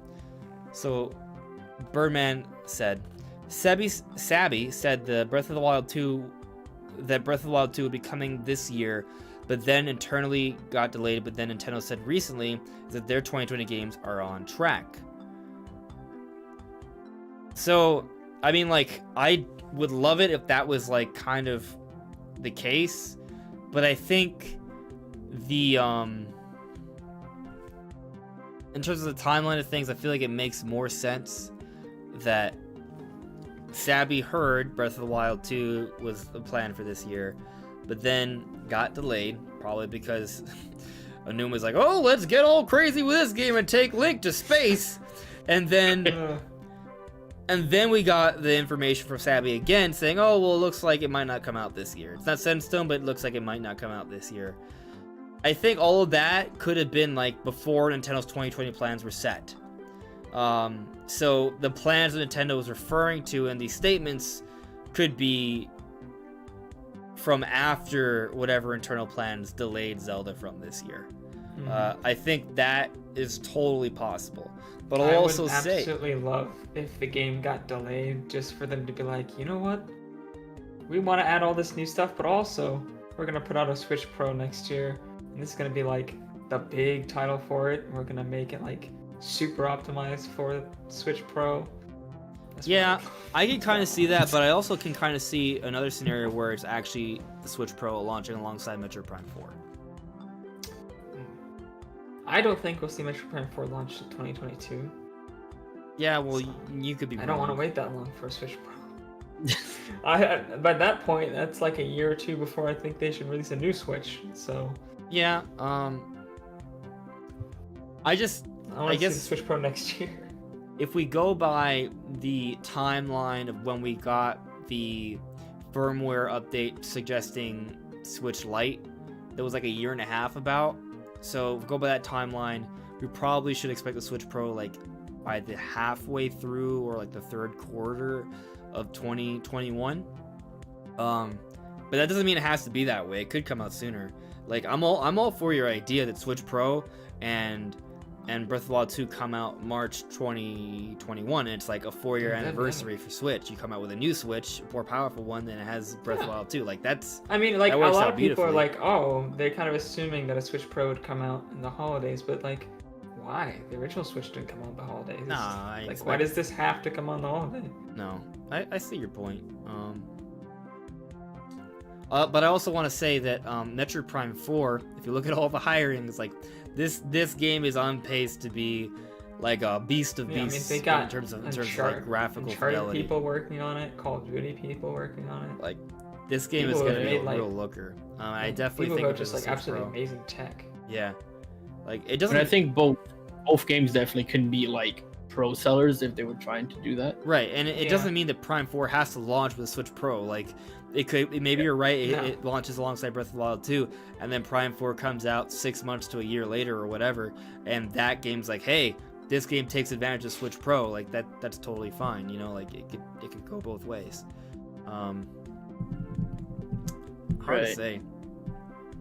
Yeah, in terms of like the Breath of the Wild 2 game possibly getting delayed, it's one of those situations where I mentioned earlier that plans can change in the background so quick, where it could get delayed or it could be back on track even without like people really knowing as much as they think they do. Yeah, what if? Yeah, what if we anti-delayed? Yeah, like this is. It's hard to say. Like I understand Sabio has a good track record, but it's always possible that something can happen that maybe he hears it a little later than he expects to, or maybe plans are back on track for whatever reason. It's one of those, it's just difficult to know. Yeah, right? And I'll say that I think because even though Breath of the Wild 2 was revealed last year and it's been in development since 2017 and they're reusing the same engine and all that stuff, and that all like suggests that development will be quicker, I think it's also important to take into consideration that when it was revealed, there was no release date given. And I think the reason for that wasn't to suggest that the game was very far off necessarily, but it was to suggest that it's under flux. They don't know, so they're not going to make any promises. Kind of the same, probably for the same reason we haven't gotten any announcements yet. Because of the pandemic, things are not set in stone right now. Nintendo doesn't know themselves what's coming out, so they don't want to set that expectation and have the blowback afterwards. So, because of that, I think, Breath of the Wild 2 could have been this year, but it also could have been not this year. Think about this. They didn't even tell us that it was going to take a long time. They just showed it. You know what I mean? Like, I think that indicates that it was potentially coming out this year, but they didn't want to make any promises either. They were in an in-between state, so they just showed us the trailer and said nothing. Yeah, usually they kind of, if a game's like really far, they kind of indicate like, hey guys, like, you're gonna have to wait a bit for this. Yeah, they normally say something to let us know that, hey, you're gonna have to wait a while. They didn't do that. Yeah. So, we'll see. We shall see. Is there anything else you guys want to bring up before we call it a night?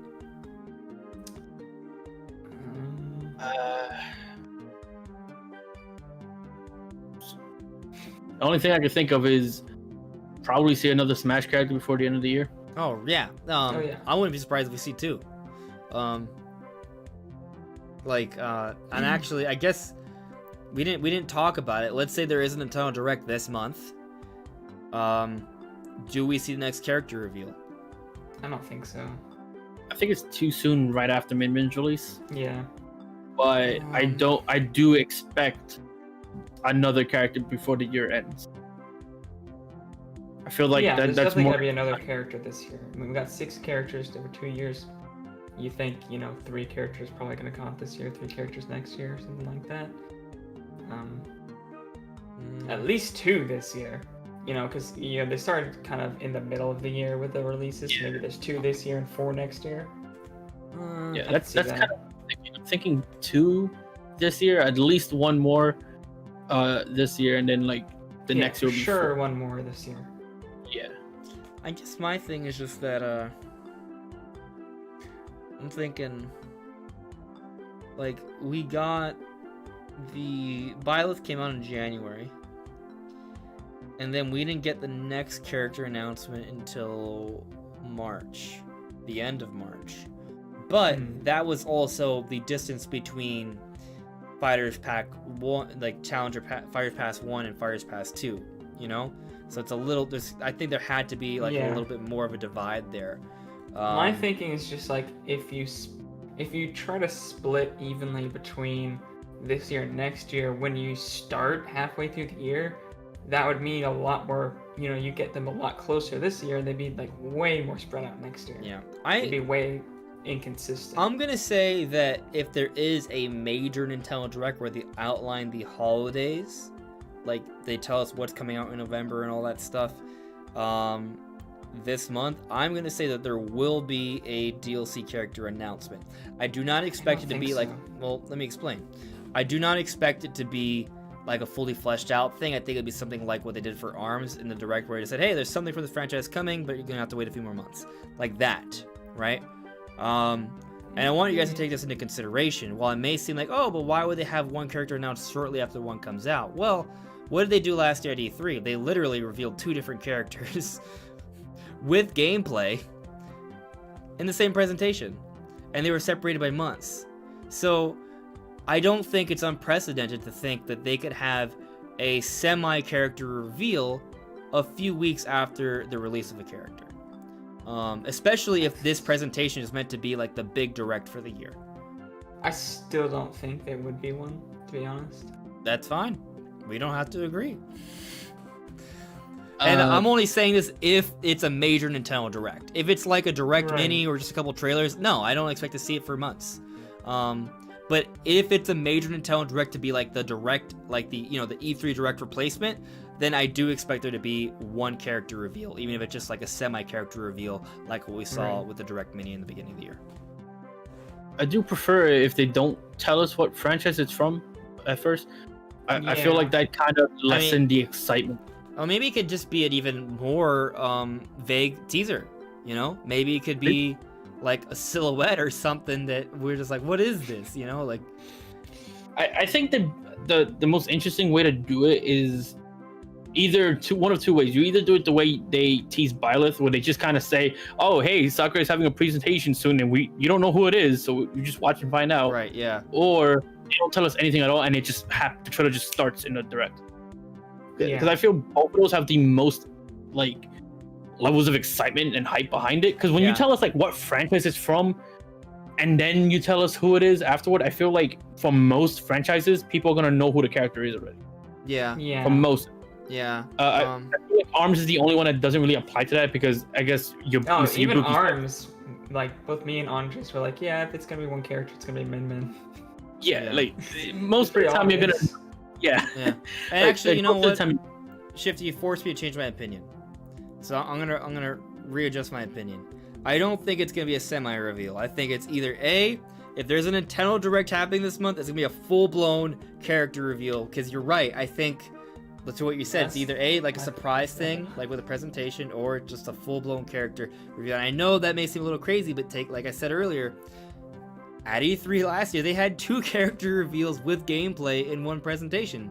And that was for the E3 Direct. So if this is a replacement for that, I don't think it's crazy to think that a few weeks after they have a full-blown character reveal for a character, but the character won't come out for a couple more months, but we'll still know who the character is. So I still think it's a bit early for that. We shall see. I mean, regardless of what character it is, I treat it doesn't even matter how excited I am for a character. I treat all of them the same way. Like I'm always the guy who's playing 5 hours straight of the new character when they release, and then I spend like a good several weeks just playing only that character. Yeah, I mean, I don't need for there to be another character reveal. I just think it kind of makes sense if there's gonna be a major Nintendo Direct. What I was gonna say, I just saw that Sabbath had a question in the chat. Wait, so are 5 characters going to be announced by the end of the year? No. Because the thing is that the Fighters Pass 2 takes place between this year and the end of next year, so it's gonna be split between 2 years. Yeah. My opinion is we'll get 2 this year. We might hear about the 3rd one this year, but we won't actually get it, and we'll get 4 next year. That's kind of my thinking. I'm thinking. I don't even know if we'll see the 3rd one this year. Yeah, I think in terms of seeing the 3rd character, I think you can go either way, the way I look at it. But I think we're definitely we'll be playing the 2nd character before the end of the year, I think. Yeah. I guess I'm the optimist here. So I'm basically, this is all under the assumption there's a Direct this month. The character is revealed, it comes out by September. And then if it comes out by September, you have October, November, and December. I think the 3rd character for Fighters Pass 2 will be revealed before the end of the year. I don't know if it'll come out, but it'll be revealed by the end of the year, or at least be like a Byleth situation where it's out by January. But then if you have the 3rd character coming out by January, and so if they're gonna maintain, there's a chance that things are delayed past the initial, end date for the DLC, like which is December 2021. If the 3rd character comes out by January, then you only have 11 months to release 4 more characters. No, my math is terrible. 3 more characters. That's fine. Yeah, they could do that. But it would have to be like April, then like June or July, and then it could work out. Yeah. I just want them to announce it in a way that maximizes the attention on it. Mm-hmm. Announcing the franchise before the character, I feel just kills the excitement. Like you get the excitement in terms of oh wow, we're gonna get a enter franchise here. I guess that only worked for ARMS because there were several characters. Sorry, go on. No, I'm just saying that most of the time you're gonna know who it is, and I feel like that's just no one's gonna be excited for the presentation announcing the character if 9 times out of 10 you're gonna be able to tell who it is. Yeah, no, I think that makes sense. That's why I changed my opinion. You enlightened me. And I guess it made sense for ARMS because there were so many different character options. For most of their franchises, there isn't that. Like, oh, this is characters coming from the Crash Bandicoot franchise. Who could it be? This is coming from the Rayman franchise, and it's just the rabbit. Like, unlikely, you know. So yeah, which is why I'm sticking to it. If there's a Nintendo Direct this month, a big one, character reveal, full blown, it's coming. No. I think so. My stance against. But you do think there's a major Nintendo Direct coming this month? Probably. Okay. I don't think they'll market it as the E3 that's not in E3. I think they'll just call it Nintendo Direct. It'll be like 45 minutes long. I don't think it will be as big as a full-blown like E3 like event type Direct. And I don't think that they want you to think that that's going to be it. Because I think they might have another event or just, spread out trailers and different things throughout the year as well. So I don't think this is going to be like the killer Direct. I think it would be good. I think it would definitely be like big and, we'll definitely be like excited. There'll be a lot of announcements, but I don't think it's going to be quite like this is E3, but, not during E3 time. Yeah, well, I think this Direct is gonna have, it's gonna have the Mario remasters. It's gonna have 3D World Deluxe. It's gonna have Pikmin 3 Deluxe. It's gonna have a Pikmin 4 teaser. It's gonna have Metroid Prime 4 gameplay. It's gonna have Prime. It would actually be I'm awesome kidding. if they did have a Direct and then immediately after, like, oh, we have, the Nintendo Treehouse people at their homes, or something like, or like they have only a couple of them in sick. like a quarantined space. I want to see that. Yeah, because they've done that before with Directs where they're just like, yeah, and the Treehouse is gonna come and there's gonna be an event in 30 minutes, and the Treehouse will come out and play the game for like an hour. Like they've done that before. So especially if this is kind of maybe their E3 thing, maybe they'll do that. Maybe just for like one of the just the biggest game maybe.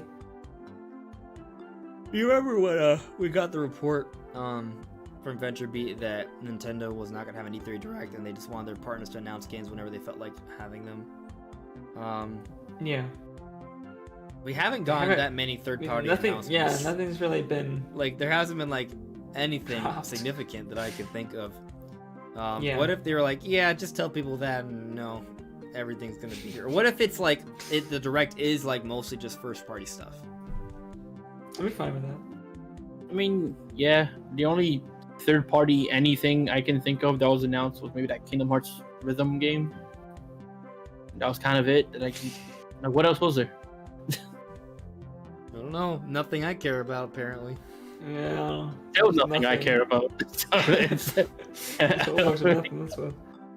Yeah. I don't know. So if it's mostly first-party, then that's fine by me. It would at least give me something to look forward to. So the third-party offerings right now are non-existent.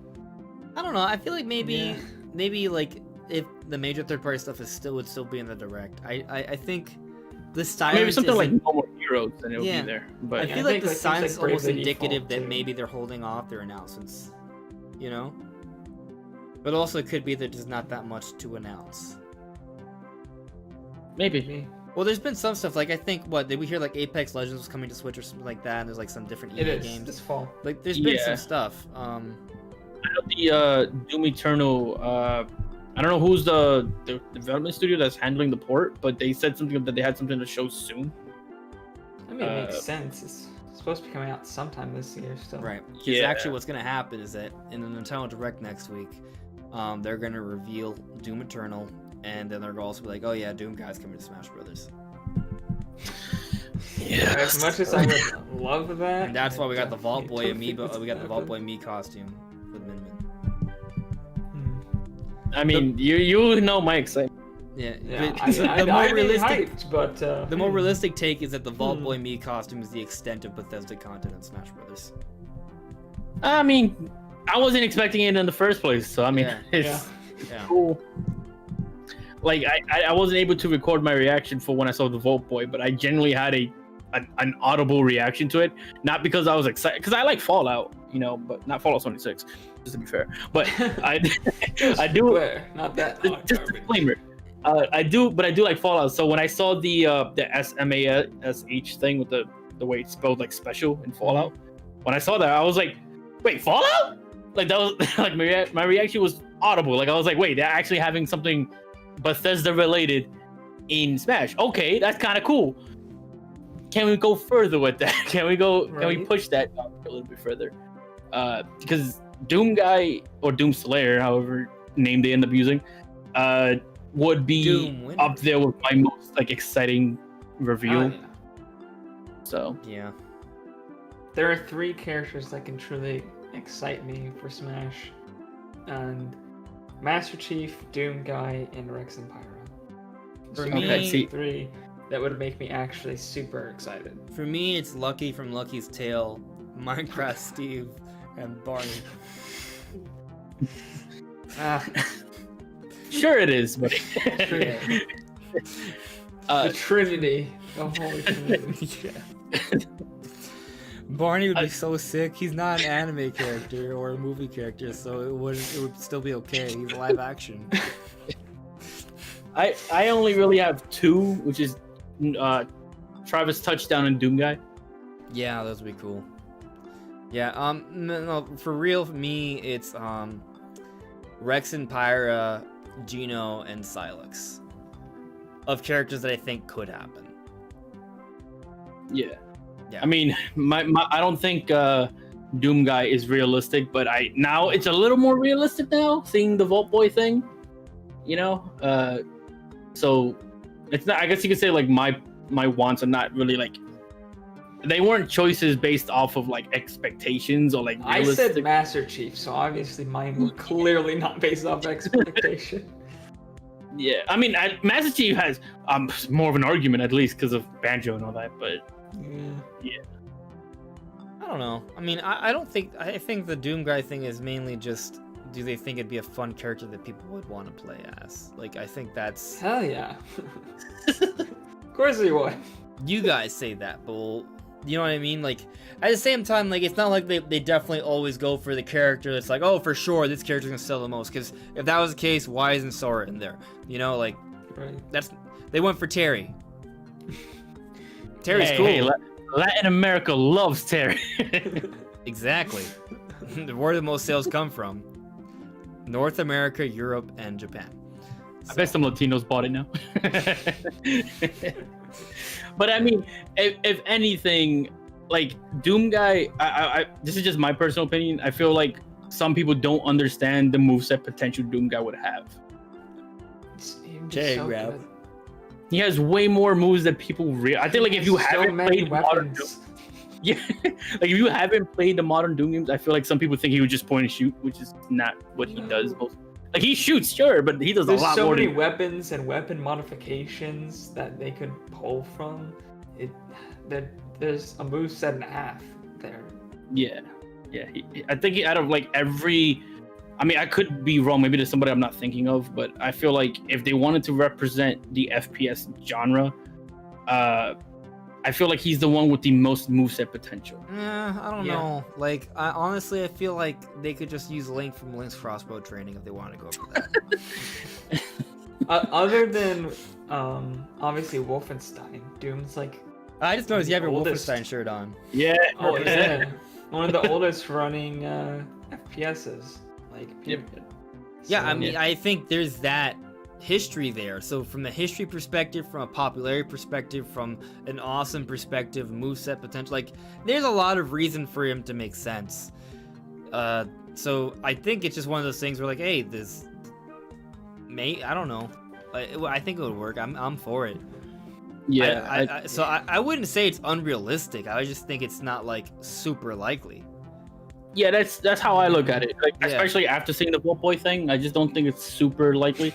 I have seen some people say like, "Oh, what would the stage be?" Because they can't put Hell. I was like, "Put Mars. Mars is just as much as Doom as it is. Right. As Hell is." So it's just Mars. But- I thought Mars You was. could put Hell. I mean, Get that in there. maybe, but if Nintendo's playing it safe, they'll probably just go with Mars. Yeah. What is Smash actually? What is It's Smash rated what? rated? It is E10 and up. I think Brawl was actually rated teen. So I was gonna say if it's teen, then I'm gonna get ready. There are cartoons with hell in it. Like, I don't. True. Also, I believe They can't the call devil it. from the Spirit too. There's a lot of locations in Doom Eternal that they can pull from. Yeah. Right. But it just destroyed Earth. Yeah. Yeah. There's that really cool, like, medieval looking place where apparently Doom Guy, like, comes from. Oh, Argent Dinner. Yeah. Yeah. Like a warrior planet. I see that Yellow Kazoo is in the chat. Hello there, Yellow Kazoo. Hey. Savage64 is suggesting James Bond from 007. Yeah, that's the one. Oh yeah. But he has to have the N64 face. Yeah. I mean, funny. I'd be down for that. Great. Freaking awesome.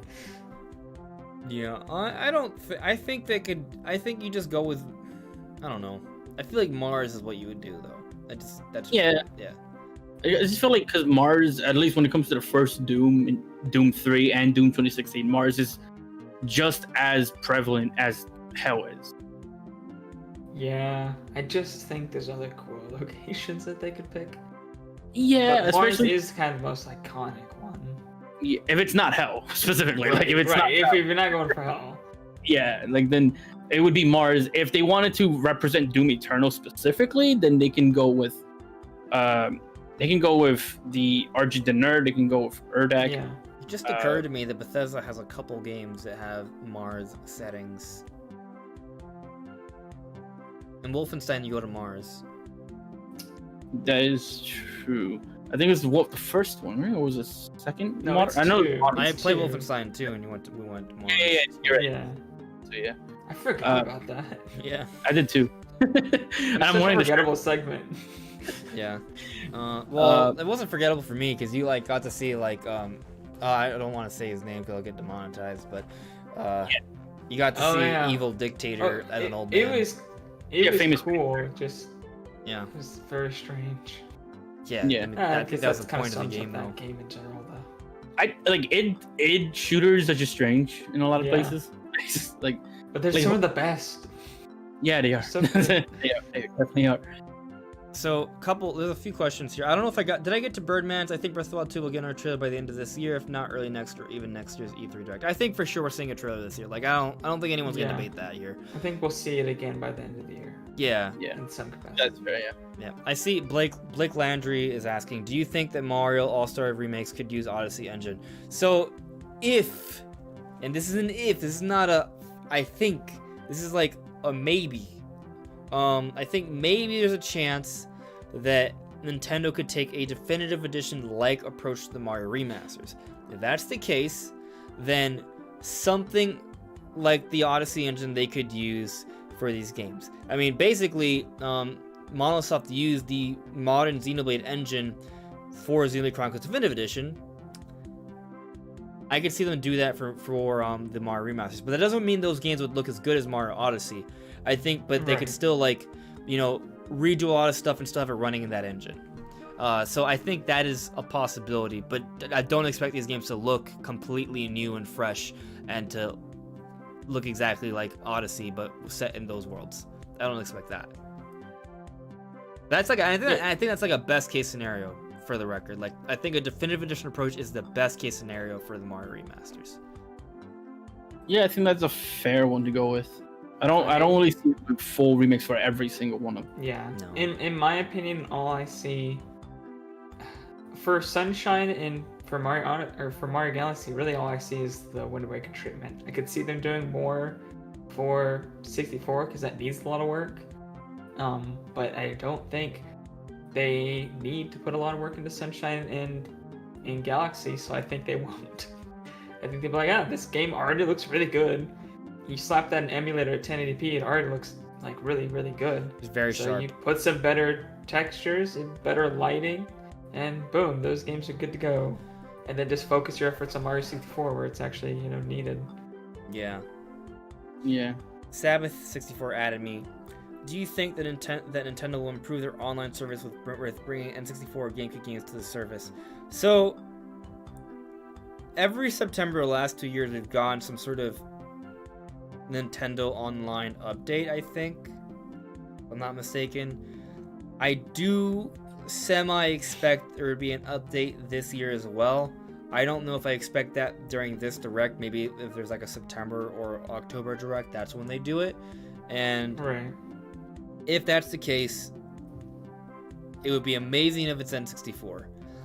I don't know if they will.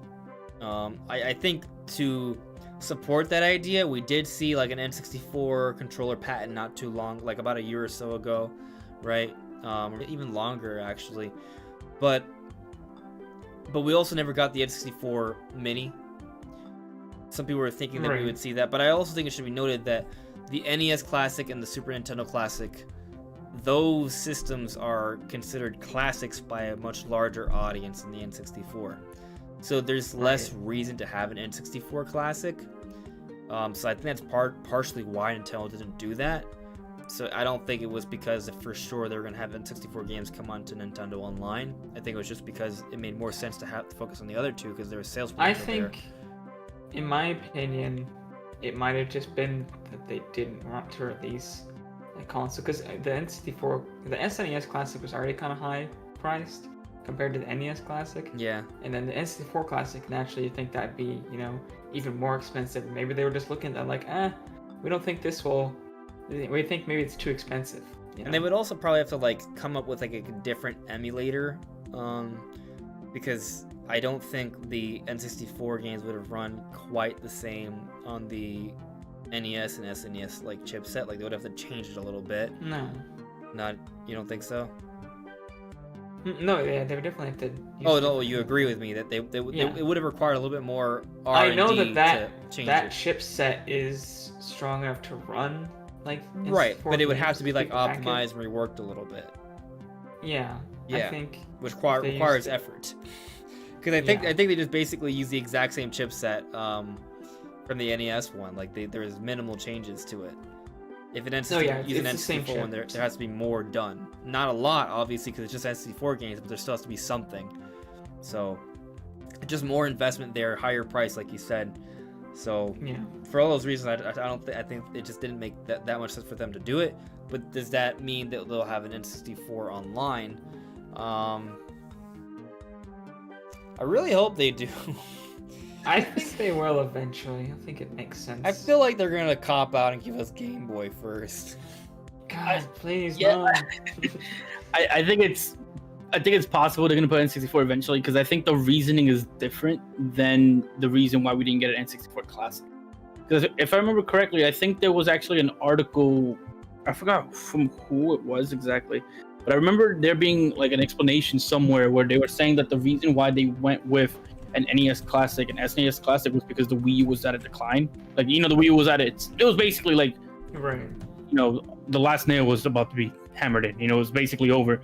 And they wanted something to be out there before their next system. So that way they could still make a profit in some capacity.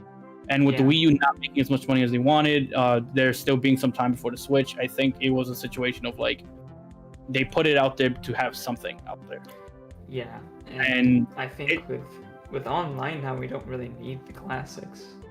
The NES and the SNES classics, other than a few games that aren't on online that are on those, they're pretty much like it's just they look cool, but they don't really serve any practical purpose. So this is from Forbes. We were clear when we did the first two classic series that for us, these were limited time opportunities that were a way for us as a business to bridge from the conclusion of Wii U as a hardware system to the launch of the Nintendo Switch, she told Kotaku. That was the very strategic reason we launched the NES Classic system. Because, I guess the Wii U was dying and they wanted something out there to sell. They needed another source of income.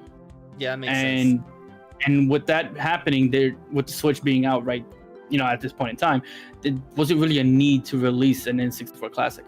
So I think the reasoning why, whether or not they'll do an online app for N64 is a completely different reason as to why they didn't do. Yeah. I mean, and in fairness, we got the NES games on Nintendo Online and the Super Nintendo games on Nintendo Online after those classic systems came out. So I think it's fair to expect for there to be no N64 Classic because there's no need to bridge. That's not needed. I think if they're gonna eventually, I feel like it does make sense to eventually have N64 games playable to some capacity. So if you think of it from that perspective, maybe sooner or later Nintendo has N64, and I would hope that they would add it this year. That would be something to really give Nintendo Online something to like actually continue. They need to do something to keep us still subscribed. Yeah, you gotta keep people subscribed, and you're not really releasing any big multiplayer games this holiday. Right. Like, there's not. I don't think we know of any multiplayer games coming to the Switch that would be, you know, maybe there's some like third party. Well, Nintendo hasn't announced what their plans are at all, so. Yeah, but even even for stuff that we think will come out, none of them are multiplayer games. Not one of them. So they gotta have something to keep us subscribed. Yeah. Unless they're relying on people playing Smash Online, which is just not ideal. But I mean, only releasing that every couple months, people can just, you know, buy the month when it's, you know, this card comes out and not pay for it the rest of the year. You gotta keep something for them to get, you know, a whole year subscription, you know. Yeah, they, you know, I do think that it seems like year 1 was NES, year 2 was SNES. Why not make year 3 N64? If they could do the Game Boy route, you know, it would be extremely disappointing if that's the case. Nobody would like that. Like, my only reason to like be hesitant to like say, yeah, I think N64 games would come out this year is just because it just seems too awesome to happen. Like, that's it. And if that's the only reason, maybe it will happen, because it does make sense. I think eventually we should have a way to play N64 games. The Virtual Console's gone. The Wii's like servers are dead. The Wii U is gonna die. Like, I think that Wii U servers are So even with are that they down still? Are they up still, or are they? I don't know, but I know things have been going down. Like, I think now you can no longer like use YouTube on your Wii U, like different stuff like that. It's all slowly shutting down. And actually, the Wii U Virtual Console is ending. And if that's the case, there'll be no way to play N64 games unless you've already purchased them on your Wii U. So it's just more reason for them to maybe do it. You guys are kind of talking me into it, so, you know, like. I mean, I'll say that for a while I thought, N64 Classic, it's just kind of like, it's part of that thing where like this year has been so slow and Nintendo's like kind of really slowed down. Like the way they were in 2017, it made you think that that every month is just gonna be amazing. That has not been the case the last 2 years. It's like slowed down a fair bit since 2017. I'd like to think that this is more of a lull and that things are gonna ramp up really soon. I feel like I'm actually willing to bet that is the case, but does that also entail N64 Classic? It's got to happen eventually. So, you know, and they need something to bring back subscribers. So maybe it would be this year. Yeah, I would also like to see them do more things like Tetris 99. Just like a random that was game. so cool. I still play Tetris 99. And actually, they're having a Xenoblade event. I need to do that. I don't want to lose my opportunity to get that map. Yeah, I already did it. Like the second that went on, midnight hit, I went straight into that. Yeah, I gotta do that tonight before I go to bed. I'm falling asleep already, actually. Yeah. There's an at from Birdman here. Could Nintendo put HDR on Switch Pro instead of 4K or even 1440p and HDR, or just 1080p HDR? I think the real point here is that Birdman is asking if the Switch Pro could have HDR. HDR doesn't really have anything to do with the resolution of the machine, so having HDR instead of 4K doesn't really like add up. But I think it could have HDR. I mean, even if you're gonna make it a Xbox 4K One device, X you might as well give it HDR, right? Like those things kind of go hand I mean, in if you hand. have a modern device in general, you might as well give it HDR. There's no real reason not to. Yeah, I don't have a 4K monitor yet, but I'm actually moving into an apartment soon, and I'm thinking about getting one with my roommate. So yeah, I don't have an HDR monitor yet, but I'm gonna get one. I'm actually upgrading my television tomorrow. Funny enough, so that TV right there is getting replaced with a 4K HDR supported one. So nice. Yeah, I mean, with the PS5 coming out at the end of the year, and hopefully Switch Pro early next year, if you're right, Brandon, that would be pretty epic and definitely reason to have a 4K television. Yeah. So I kind of the monitor I'm looking at is actually 1440p HDR, but 240 hertz monitor. So you want that real high? Yeah, get them high FPS. Yeah, you want that high frame rate. Kazoo thought I was outroing. I don't know. I've been trying to outro for a while, but we keep talking about things. So I think what we're trying to do is we're trying to like talk until there's no one else watching. That's a good strategy. Yeah. Because this podcast had a few more views than usual, so like our concurrent viewers has almost halved. Like we still like there's still a lot of people watching, which is cool. Like the discussion, guys. Make sure to check out both Brandon and Shifty. Their channels are linked in the description below. Like legit, we're at half. People are going to bed. I'm falling asleep. I think we probably should end things soon. I guess this is the outro. Unless there's something else you guys wanna bring up. I'll just plug my video. I uploaded a video here today about Min Min with an eye. I think check it out if you want. Nice. Well, I'll plug my stuff because I don't know if you've noticed, but the internet in my place I fixed it. I'm not cutting out every 5 seconds during the podcast. It's very crisp. It's great. Yeah. Yeah. I'm actually getting my full internet speed upstairs instead of like the worst internet you could possibly imagine. So streams should be going up soon. I don't know what the schedule will be because I have like interviews for jobs and stuff, so I'm gonna see what my schedule is for those when I get them. When I get the job, but streams should be soon. I'll probably do a test stream like tomorrow or something.